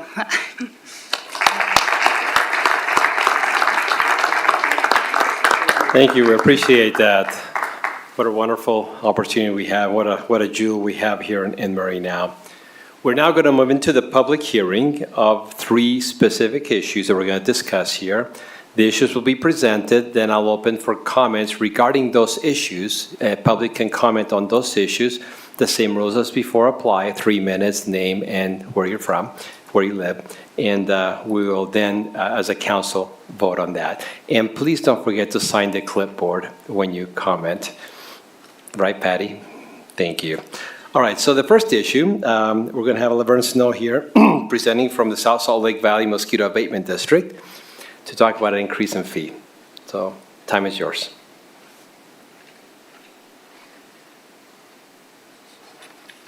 Hi, I'm Laverne Snow. I think many of you know me from presenting to you before. You can pull the microphone down, just point it to your chin. There we go, perfect. I want to thank you for the opportunity to serve you. I've been on the Mosquito Abatement District Board for several years, and I really love it. You know, people ask me what, you know, it's really a great opportunity. We are a very large board representing every city in the county except 2, and I learn a lot. I hope I contribute to Murray City and to them. Before we go any further, I'd like to introduce our district manager to you, who is going to give you all the details, if that's okay. This is Dan McBride, and he's a great district manager. I'm going to try to put this up to my chin too. I don't know if it's going to work. There we go. I thank you so much for letting me come, Mayor and Council. The truth and taxation process, as you have heard and probably all well know, is a very difficult and it is a very time-consuming process. I think it is a very good process. It keeps us accountable, and I appreciate it when cities allow us to be able to come in, explain who we are, and explain why we're going through this process. I do have a couple things typed out only because as I said, the truth and taxation process is complicated enough, and we want to make sure that we're doing this by the book, dotting our I's and crossing our T's. So please excuse me as I kind of read through this a little bit. The reason for my visit today is Utah Code 17B1003, and that stipulates that as an entity working within the city boundaries of Murray, a notice must be given if we are planning to do anything that includes truth and taxation or tax increases, and we have to give that to the legislative body of the city, which in this case is the city council. We've also tried to coincide this report with the coming of the tax notices, that way that we have the utmost transparency with all the citizens here within Murray. The proposed increase itself is roughly about $320,000, which would bring the district's total property tax revenue to $1.42 million for the 2026 calendar year. That's an increase of about 77 cents a year for an average home of about $600,000 and about $1.40 for an equivalent business. It's not a lot. But it goes a long way, especially for a district like ours. As Laverne said, we are a district that actually incorporates roughly about 20 municipalities. I have a 20-person or up to 20-person board. We have been around since about 1952. There's full-time staff, and then we roughly hire about 30 seasonal employees, and a lot of what we do on a given year is just making sure that it's comfortable and habitable and disease-free for the people of the city. So we do a lot of disease research. We look into West Nile and St. Louis encephalitis, and then we try to do economical and environmentally friendly control, which includes really trying to target the mosquito and try to not target any of the other insects out there so that we can have a very healthy environment. Some of the reasons for the increase itself is cost stabilization, just like everybody else. Inflation has caught up with us. We haven't done an effective tax increase for about 20 years. We did a short-term tax increase to build a building back in the early 2010s, but we are very proud to say we are one of the very few taxing entities that actually dropped our tax rate, and we were very proud of that. That being said, here I am again, so there's that. We're also doing operational enhancements. One of the things that we're looking forward to kind of looking into right now is drone technology. Drone technology serves a really big purpose in mosquito control in that it doesn't require people to actually be in sensitive areas like wetlands, like sloughs, places where we can do damage to the environment. We can kind of do things from above. The public hearing itself will be on December 8th at 6 p.m. It's held at our district offices. However, we do have a way that we can have people join in virtually. We ask that everybody who wants to, please come, make your voices known. Not only in this meeting, but also in our meeting. Like I said, we value transparency, and that's what we want. And then I just want to open up for any questions the council may have before going to the public hearing portion of this. Any questions from council? I don't have a question, just a comment. We really appreciate what you do. You help to keep our city safe, and I really appreciate that, so thanks.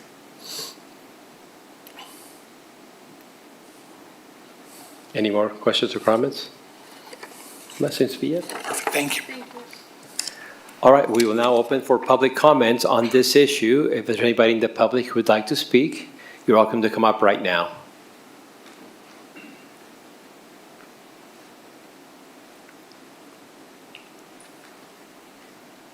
I don't see anybody coming up, so I'm going to close the public comments on this issue. And we have to, as a city, acknowledge the receipt of this report, so I will entertain a motion. I motion to approve the resolution acknowledging the receipt of a report from a member of the South Salt Lake Valley Mosquito Abatement District on a proposed property tax increase. I second it. We have a motion and a second. Brooke, will you take votes? Ms. Cotter?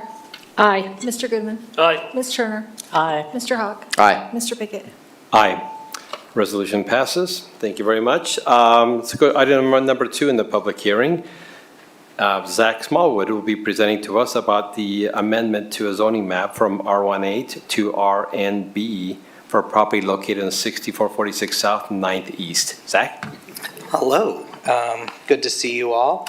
I apologize. I'm going to do technical stuff. Hopefully everything works. Computer did a bunch of updates, so I'm hoping everything just works perfectly. Wahoo.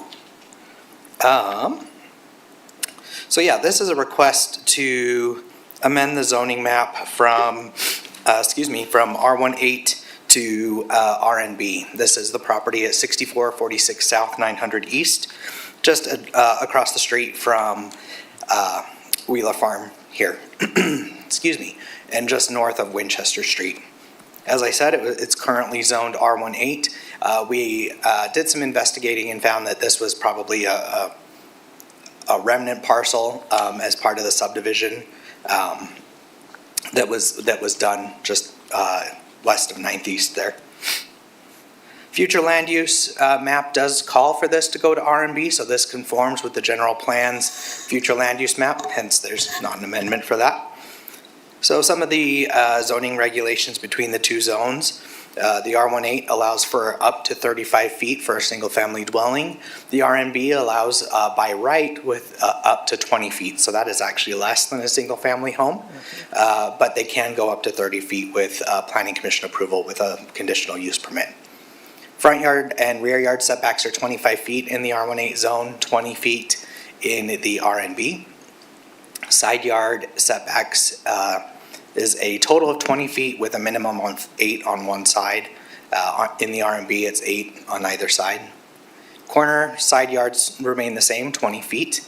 And then parking for an R18 is 2 spaces per dwelling.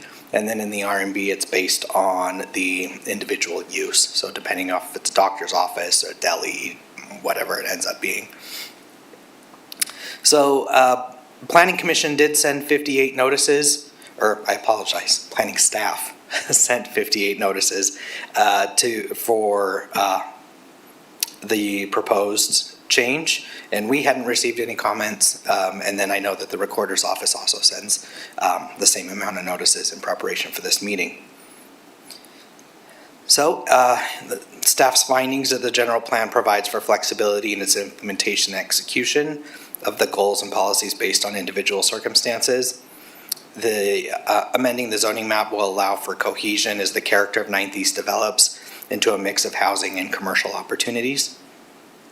The proposed zone map amendment from R18 to RNB has been considered based on the individual characteristics of the site and surrounding area, and the potential impacts of that change can be managed with the appropriate use of the property. And then the proposed zone map amendment from R18 to RNB conforms with the goals and objectives of the general plan, including the future land use map. And then on September 4th, the Planning Commission voted 5-0 to forward a recommendation of approval to the City Council. So with that, we are recommending, well, staff and Planning Commission are recommending that the City Council approve the adopted zone change. And I'm happy to answer any questions you guys might have. Zach, you didn't get any other citizen comments as of today, right? Correct. Nothing at all? Okay, thank you. Yeah. Any other comments or questions from the council? There are none. Thanks. All right, so this is a public hearing on this proposed change. So public, the time is yours, 3 minutes. Tell us your name and where you live.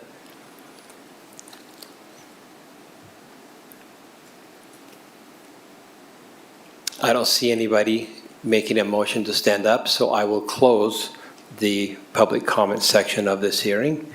Council, any comments or anything you'd like to say? No? Then I will entertain a motion.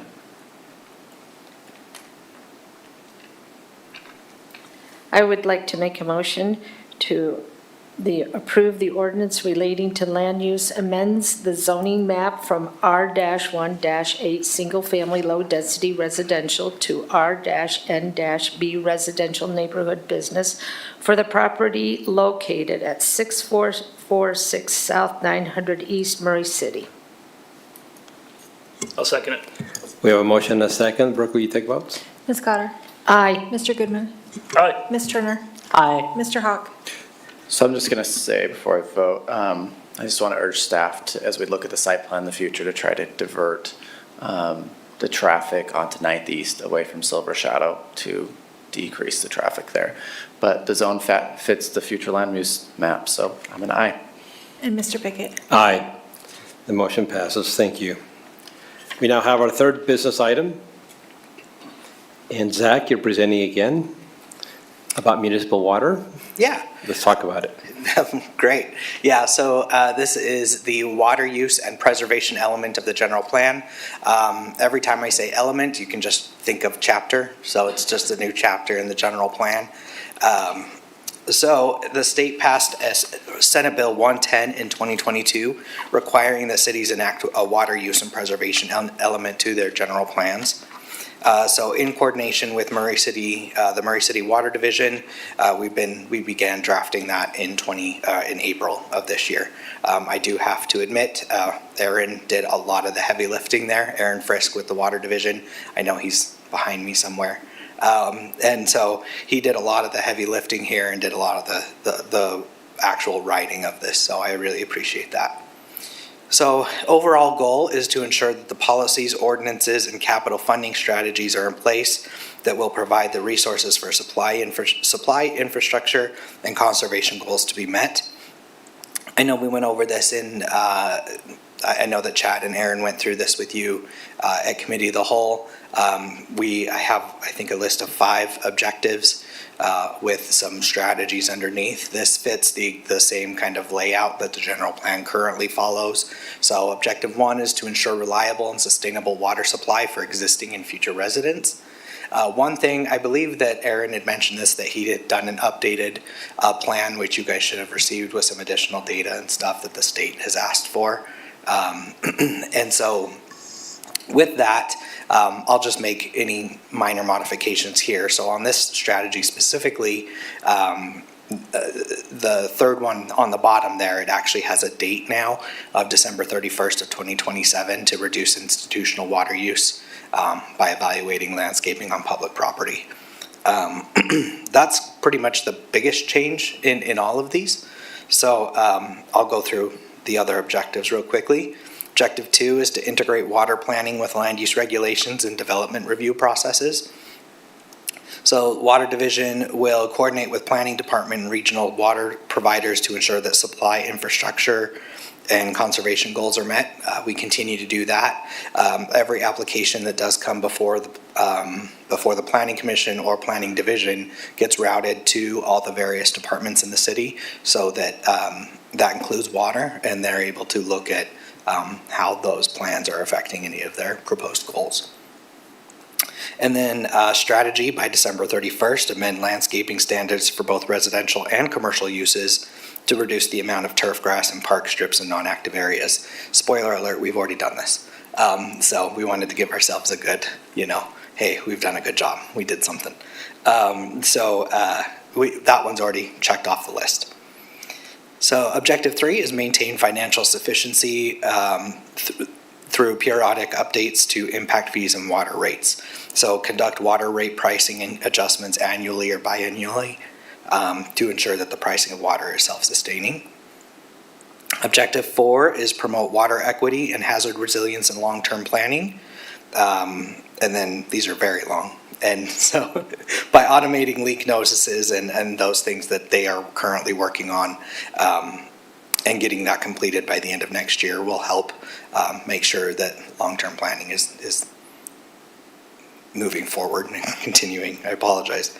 And then in conjunction with community and economic development, fund and create a green infrastructure plan to increase resiliency across the city by December 31st, 2030. This was my little contribution to it. I'm obsessed with green infrastructure. There is a bioswale, if you don't know what that is, towards on the north side of our building here, between the sidewalk and the building, that actually takes the rainwater from this building and collects it there, and then it infiltrates through the ground and slowly percolates to the stream, as opposed to just into a storm drain and then automatically rushes to the stream, which elevates water levels, things like that. So anyway, that's my one little nerdy point.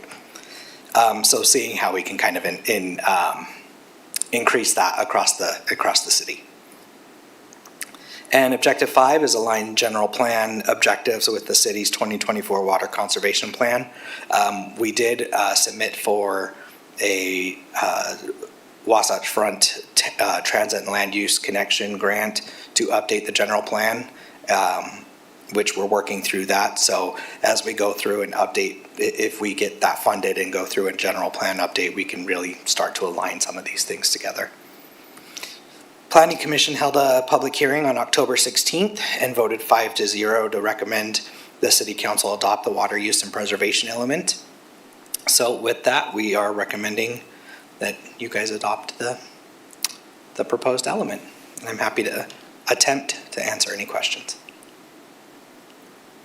Any questions or comments from council? No, we don't have any. Thank you. Awesome, Zach. thank you. The public comment portion for this issue is open. Anybody who would like to make a public comment on this issue, you're welcome to come up.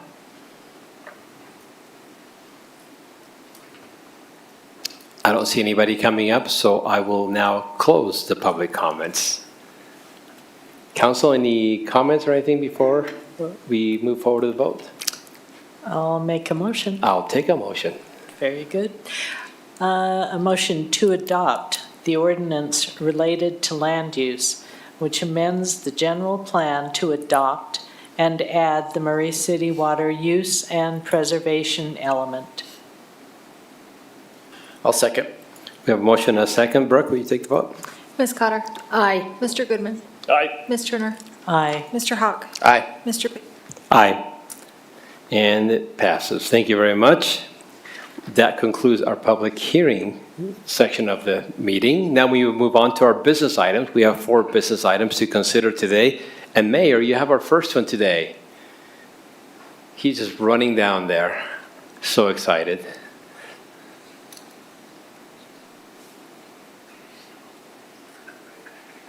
Thank you, Paul. Jeff, you want to come up?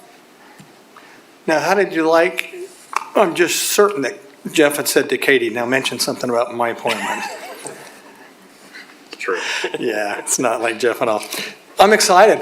This is, in my opinion, wonderful news. Not that Kim left, but that we have the opportunity for Kim to be in the mayor's office. And I want to just tell you a little bit what goes through my mind when I'm thinking about picking a director. Obviously, they have to be qualified, and you all got Jeff's resume and can see how qualified he is. And when I do that, I don't know if I say it's exactly the same level, but maybe, is I also look at personality and see if this is someone that someone respects, and is this somebody that can be kind, even under stressful. Doesn't mean you don't sometimes lose it or whatever, but on the whole, is this someone that can be kind? Is this someone that can be molded if we needed a little bit and give some advice? Or is this someone that would be willing also to say, no, I don't agree with that. I'd like to do this. And Jeff qualifies for all that and more. He's just been a wonderful employee. How many years have you been here? 15 full-time. So 15 years full-time. He worked here part-time for us. Grew up here in Murray, knows a lot about Murray and knows the employees and is well respected amongst the employees at Murray City. So not just in his own area, but in other areas. Jeff, well, you all are aware of, Jeff was a major part with Doug with this building and just did a wonderful job. Anyway, so I'm presenting the name Jeff Martin as the new Murray City Parks and Recreation Director. And that would be my appointment, and ask the council to approve that appointment if willing. So thank you. Thank you, Mayor. Appreciate that. Does the council have any comments or questions before we move forward with this resolution? Look, he's I know, crossing I his know, poor fingers. Jeff. Jeff, thank you for everything that you've done in the past and in the future. You're going to be fabulous. Thank you. All right, I will accept the motion. I move to adopt. Wait, I I'm want to sorry. make a comment. You're gonna make a comment, okay. You know, Jeff, I have to make a comment. Anyway, Jeff has been such a wonderful person to have in our facilities. He's everywhere, and I've told this story before, and I have to tell it again. And when I say he's everywhere, I mean he's everywhere. I mean, when we were building this, Jeff was always helping somebody carry something. I mean, it was just always around. One time I went to the senior center, and I heard people on the roof, and I was walking through, and I look up, and there's Jeff on the ceiling at the senior center. I mean, he's just everywhere and does such a wonderful job. So my advice and consent is I consent. I think you'll do a great job and really appreciate it that you're even willing to do it. My advice is just enjoy your job, and you've always done such a great job. So, and thank you for being willing to serve. Thank you very much. Thanks, Diane. You want me to make a motion? Well, I will entertain a motion now.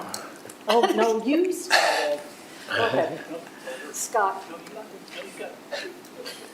Okay, if I have to. Jeff's going, just do it, please. Okay, I make a motion to adopt the resolution which we've already provided advice and consent, some of us, to the mayor's appointment of Jeff Martin as the Murray City Parks and Recreation Director. I second it. We have a motion and a second. Brooke? Ms. Cotter? Aye. Mr. Goodman? Aye. Ms. Turner? Aye. Mr. Hawk? Aye. Mr. Pickett? Aye. Okay, it passes. Congratulations. Can I have him just We're address now- it? Okay. He looks so nervous. Well, we'd like to move forward now and have him swear in to office. Yeah, okay, right before we do that, I'm just have him say Okay. something real quick. Well, real quick, I want to keep this really short because there's a lot of staff here that worked all day long, and I'm so happy to have them here. So excited to work with them still in the future. Murray City really truly has the greatest staff across all departments and divisions. But there's an exception for Parks and Rec. They take the cake, and I'm so happy to be a part of them and continue to work with them going forward. I've got some big shoes to fill and follow here, following a legacy of a couple of individuals that are seated in the audience, and I'm just really looking forward to the opportunity to hopefully fill those shoes. So thank you very much.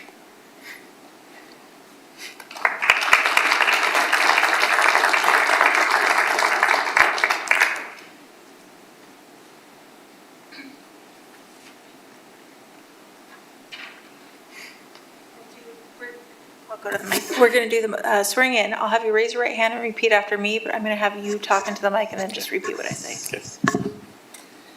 Raise your right hand and repeat after me. I state your name. I, Jeff Martin, Do solemnly swear do solemnly swear to support, obey, and defend to support, obey, and defend the Constitution of the United States the Constitution of the United States and the Constitution of the State of Utah, and the Constitution of the State of Utah, and to perform the duties of my office and to perform the duties of my office as a Murray City Parks and Recreation Director as a Murray City Parks and Recreation Director with fidelity. with fidelity. Congratulations. Thank you so much. Sign both. Okay. You can keep that.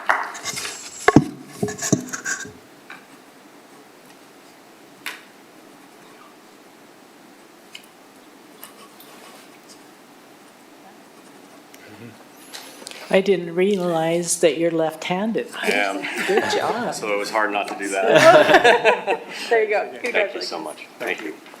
Welcome. Thank you. Thank you.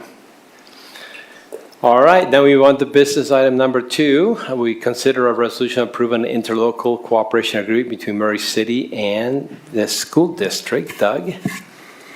All right. Well, first of all, I just want to say for those listening in, if you're wondering if the mayor terminated Kim Sorensen, that is not the case. Kim was promoted to be the chief administrative officer in the mayor's office, and that's why there was a need to replace him with Jeff Martin. So just wanted to put that on the record. And what are you going to be doing? Yeah, more to come, right? But I just want to congratulate both Kim and Jeff also. This item tonight is an amendment to an agreement that the city has had with the school district for several decades. It has to do with mutual use of facilities.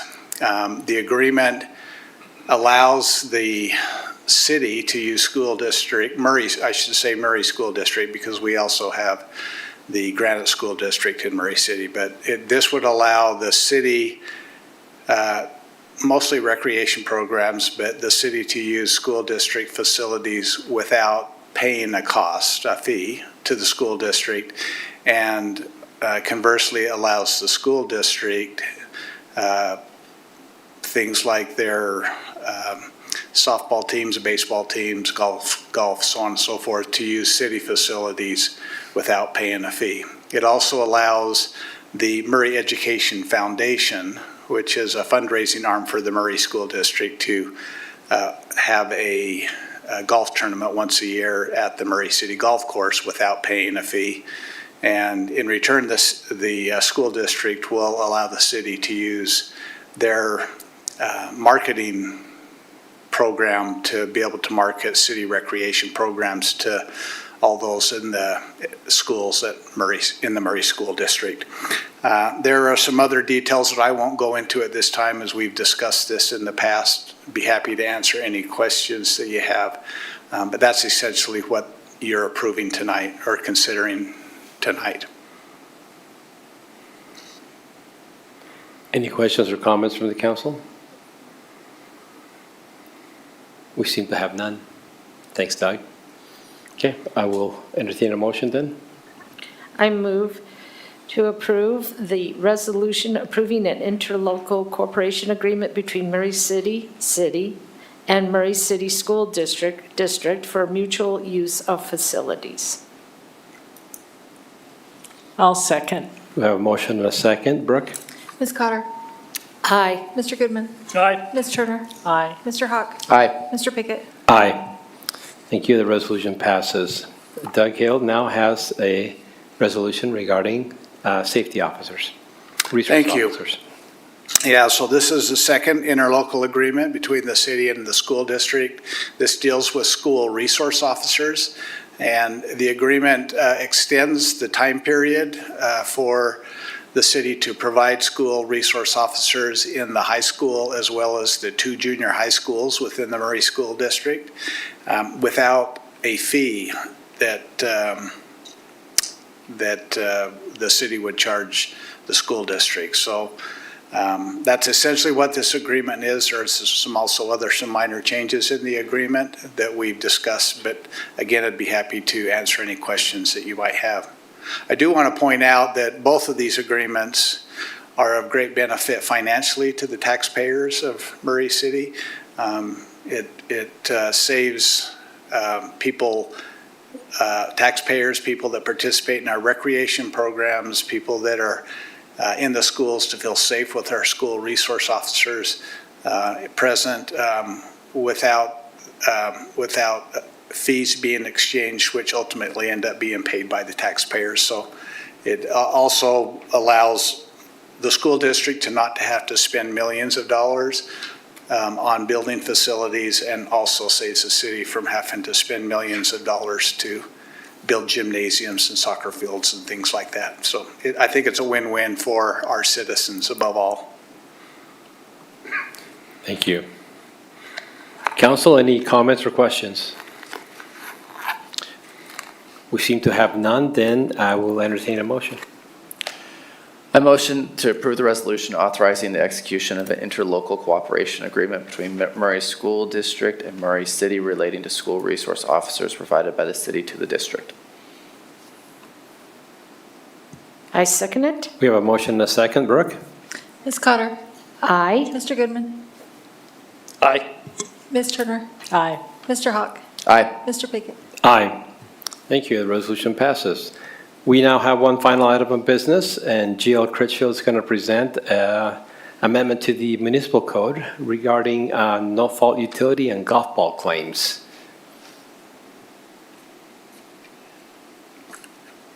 So this agenda item, this business item is just what it says. We talked, I think it was last week, about this, where we have situations where property damage occurs and it's not the city's fault, but we have this ordinance that says we will apply a certain amount of money to that, to the damages.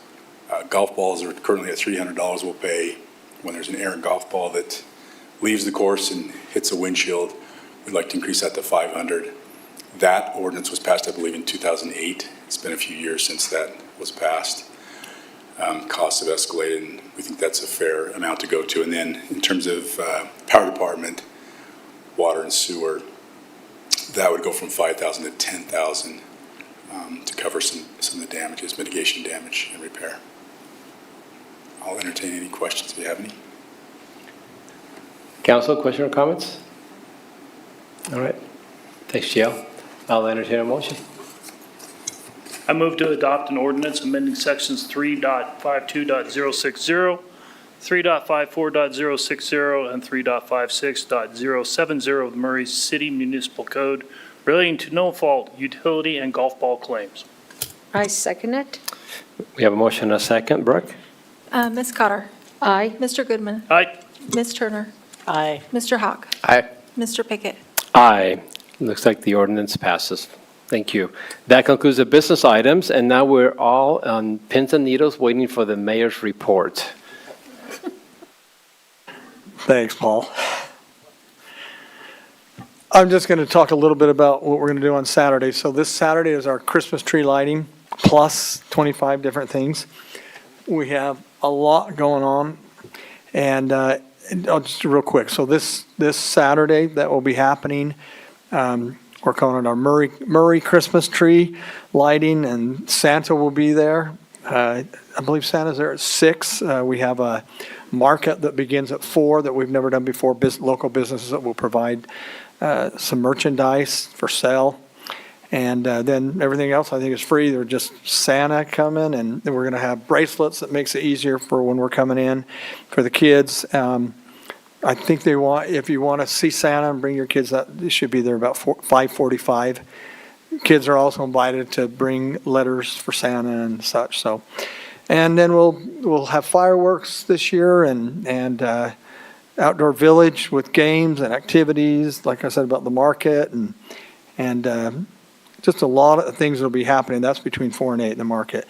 And then we just wanted to remind you that we're going to have some of the performers that will be coming to our Murray Theater in the next week or two, which is Jingle Jacks and 5 Carols for Christmas. That's from the theater. And Exchange Club will be involved with the hot chocolate and s'mores. I know. Look, I think s'mores. Ooh, not in our building. Kidding. They were going to have that just be a fun thing for the kids.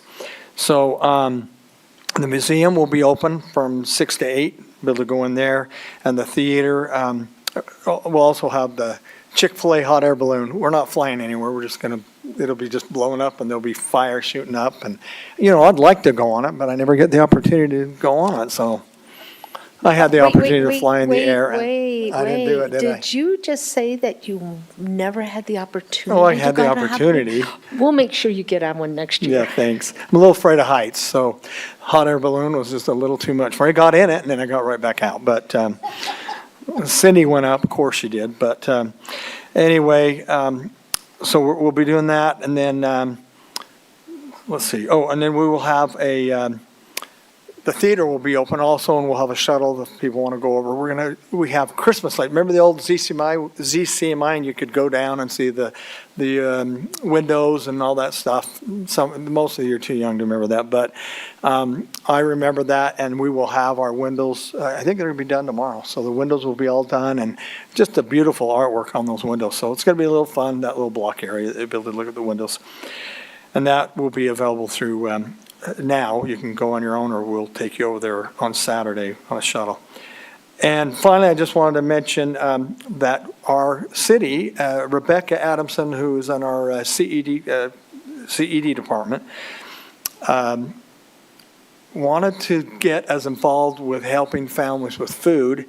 And we have our own Murray Pantry here. And so the entire city had a competition. I know that I saw a text or an email come in from Rebecca. I didn't have the opportunity to read it, so I don't know who won. Did she? The library. Yeah. What is it about you, library? You guys always win the stuff. I love it. I didn't know that's who won the library. Yeah, see, they're not even in City Hall. They don't have to, they can do whatever they want. Yeah, and I was going to mention that. And we raised enough that was just shy of a ton, so 2,000 pounds of food that will help provide meals for, I think you said 16, I got an update on that. Yes, about 1,600 children, families in need. Isn't that awesome? It's just great. So we are thrilled that we were able to do that, grateful that Rebecca wanted to do it, and everyone got involved and just felt the spirit of Thanksgiving and Christmas, and we wanted to do that. So the generosity of our employees was amazing. And we have, speaking about our employees with everything we've done tonight, we have the best employees. We really are lucky, blessed, whatever you want to call it. We have hard-working, smart employees. And you can tell from Jeff's confirmation today. And I thought I'd mentioned Kim. Sorry, Kim is joining us not over here at City Hall, and I'm excited. Kim's been here 42 years, around there, And so he's gonna, no one will be able to replace Doug, we know that. But he'll have that institutional knowledge that it's just gonna be, that helps me. And so I'm grateful to have that, and that'll be exciting. He's over here now. Doug's taken our little conference room, your room, Paul. We call it the Paul room because Paul likes to meet in there. But I'm thinking we could get you a desk, and he's going like, no, I'm good. And Kim's in the office. I can just tell Kim's very uncomfortable, but he's excited. Have you been to a meeting with Darren yet? Or Dustin? Kim, have you been to the city manager meeting? He's going to attend that. I think it's next week then, or so he'll attend that. And then I want to say thanks just for anybody that got up here. I happen to know Dan real well, Santa, and he's one of my neighbors. And then Dustin also. When you guys got up, I have to be honest with you. I don't know if any of you thought this, but I was, after Dustin was saying just a few things, and I know Dustin real well, but I was thinking, I'm waiting for the but. Did you anybody think that? I did, and you just kept going on, and I thought, oh, there's got to be something here that he's going to say, well, but the way you do this. And then, Dan, I thought you were going to bring up about 9th East, which isn't our project, but we've had a lot of people. So it was just kind of, not that, we love it when people come in and even if they're in opposition, we absolutely love that. But it was kind of cool tonight to see all the positive things said, and so thank you. Dustin works for what city? South Jordan, so he gets it. He's been around that a lot, and so anyway, thank you. Like I said, we like advice, we take any kind of advice, but we appreciate it. It just shows how much our citizens, we are blessed. We have a lot of wonderful citizens. I think I had more citizens talk to me about one issue, a lot more than the budget, and that was the Christmas tree that we lit a little early. Man, I turned that off in about a half a second. But we had that going, and one of the reasons I had one of our employees' grandma that's in the hospital, and she said, oh, that just brings me so much joy, and I took that joy away, I'm sure. But so the tree will be officially lit on Saturday with the tree lighting, and next year we're going to bump that up a little bit so we don't light the tree before, but we're going to have it on Thanksgiving. So Thanksgiving, the tree will be lit, and then we have that tree lighting ceremony on Saturday. So, and thanks to the council, appreciate it. You guys are awesome. Even Jennifer and Adam are over there laughing. Look at them. Come on. We are lucky and blessed. I won't go on anymore. I just want to say thanks for all you guys do for us. The council is the purse string. They're the policymakers, and they have been really good with us. So thank you. And I'm going to go on for about 15 more minutes. I'm a guest here, by the way. I'm not part of the council. I'm a guest here, but. Just know your budget's decreasing by every minute. Yes. You have to say it because I'm not allowed to say it. We are adjourned. Thanks, Paul.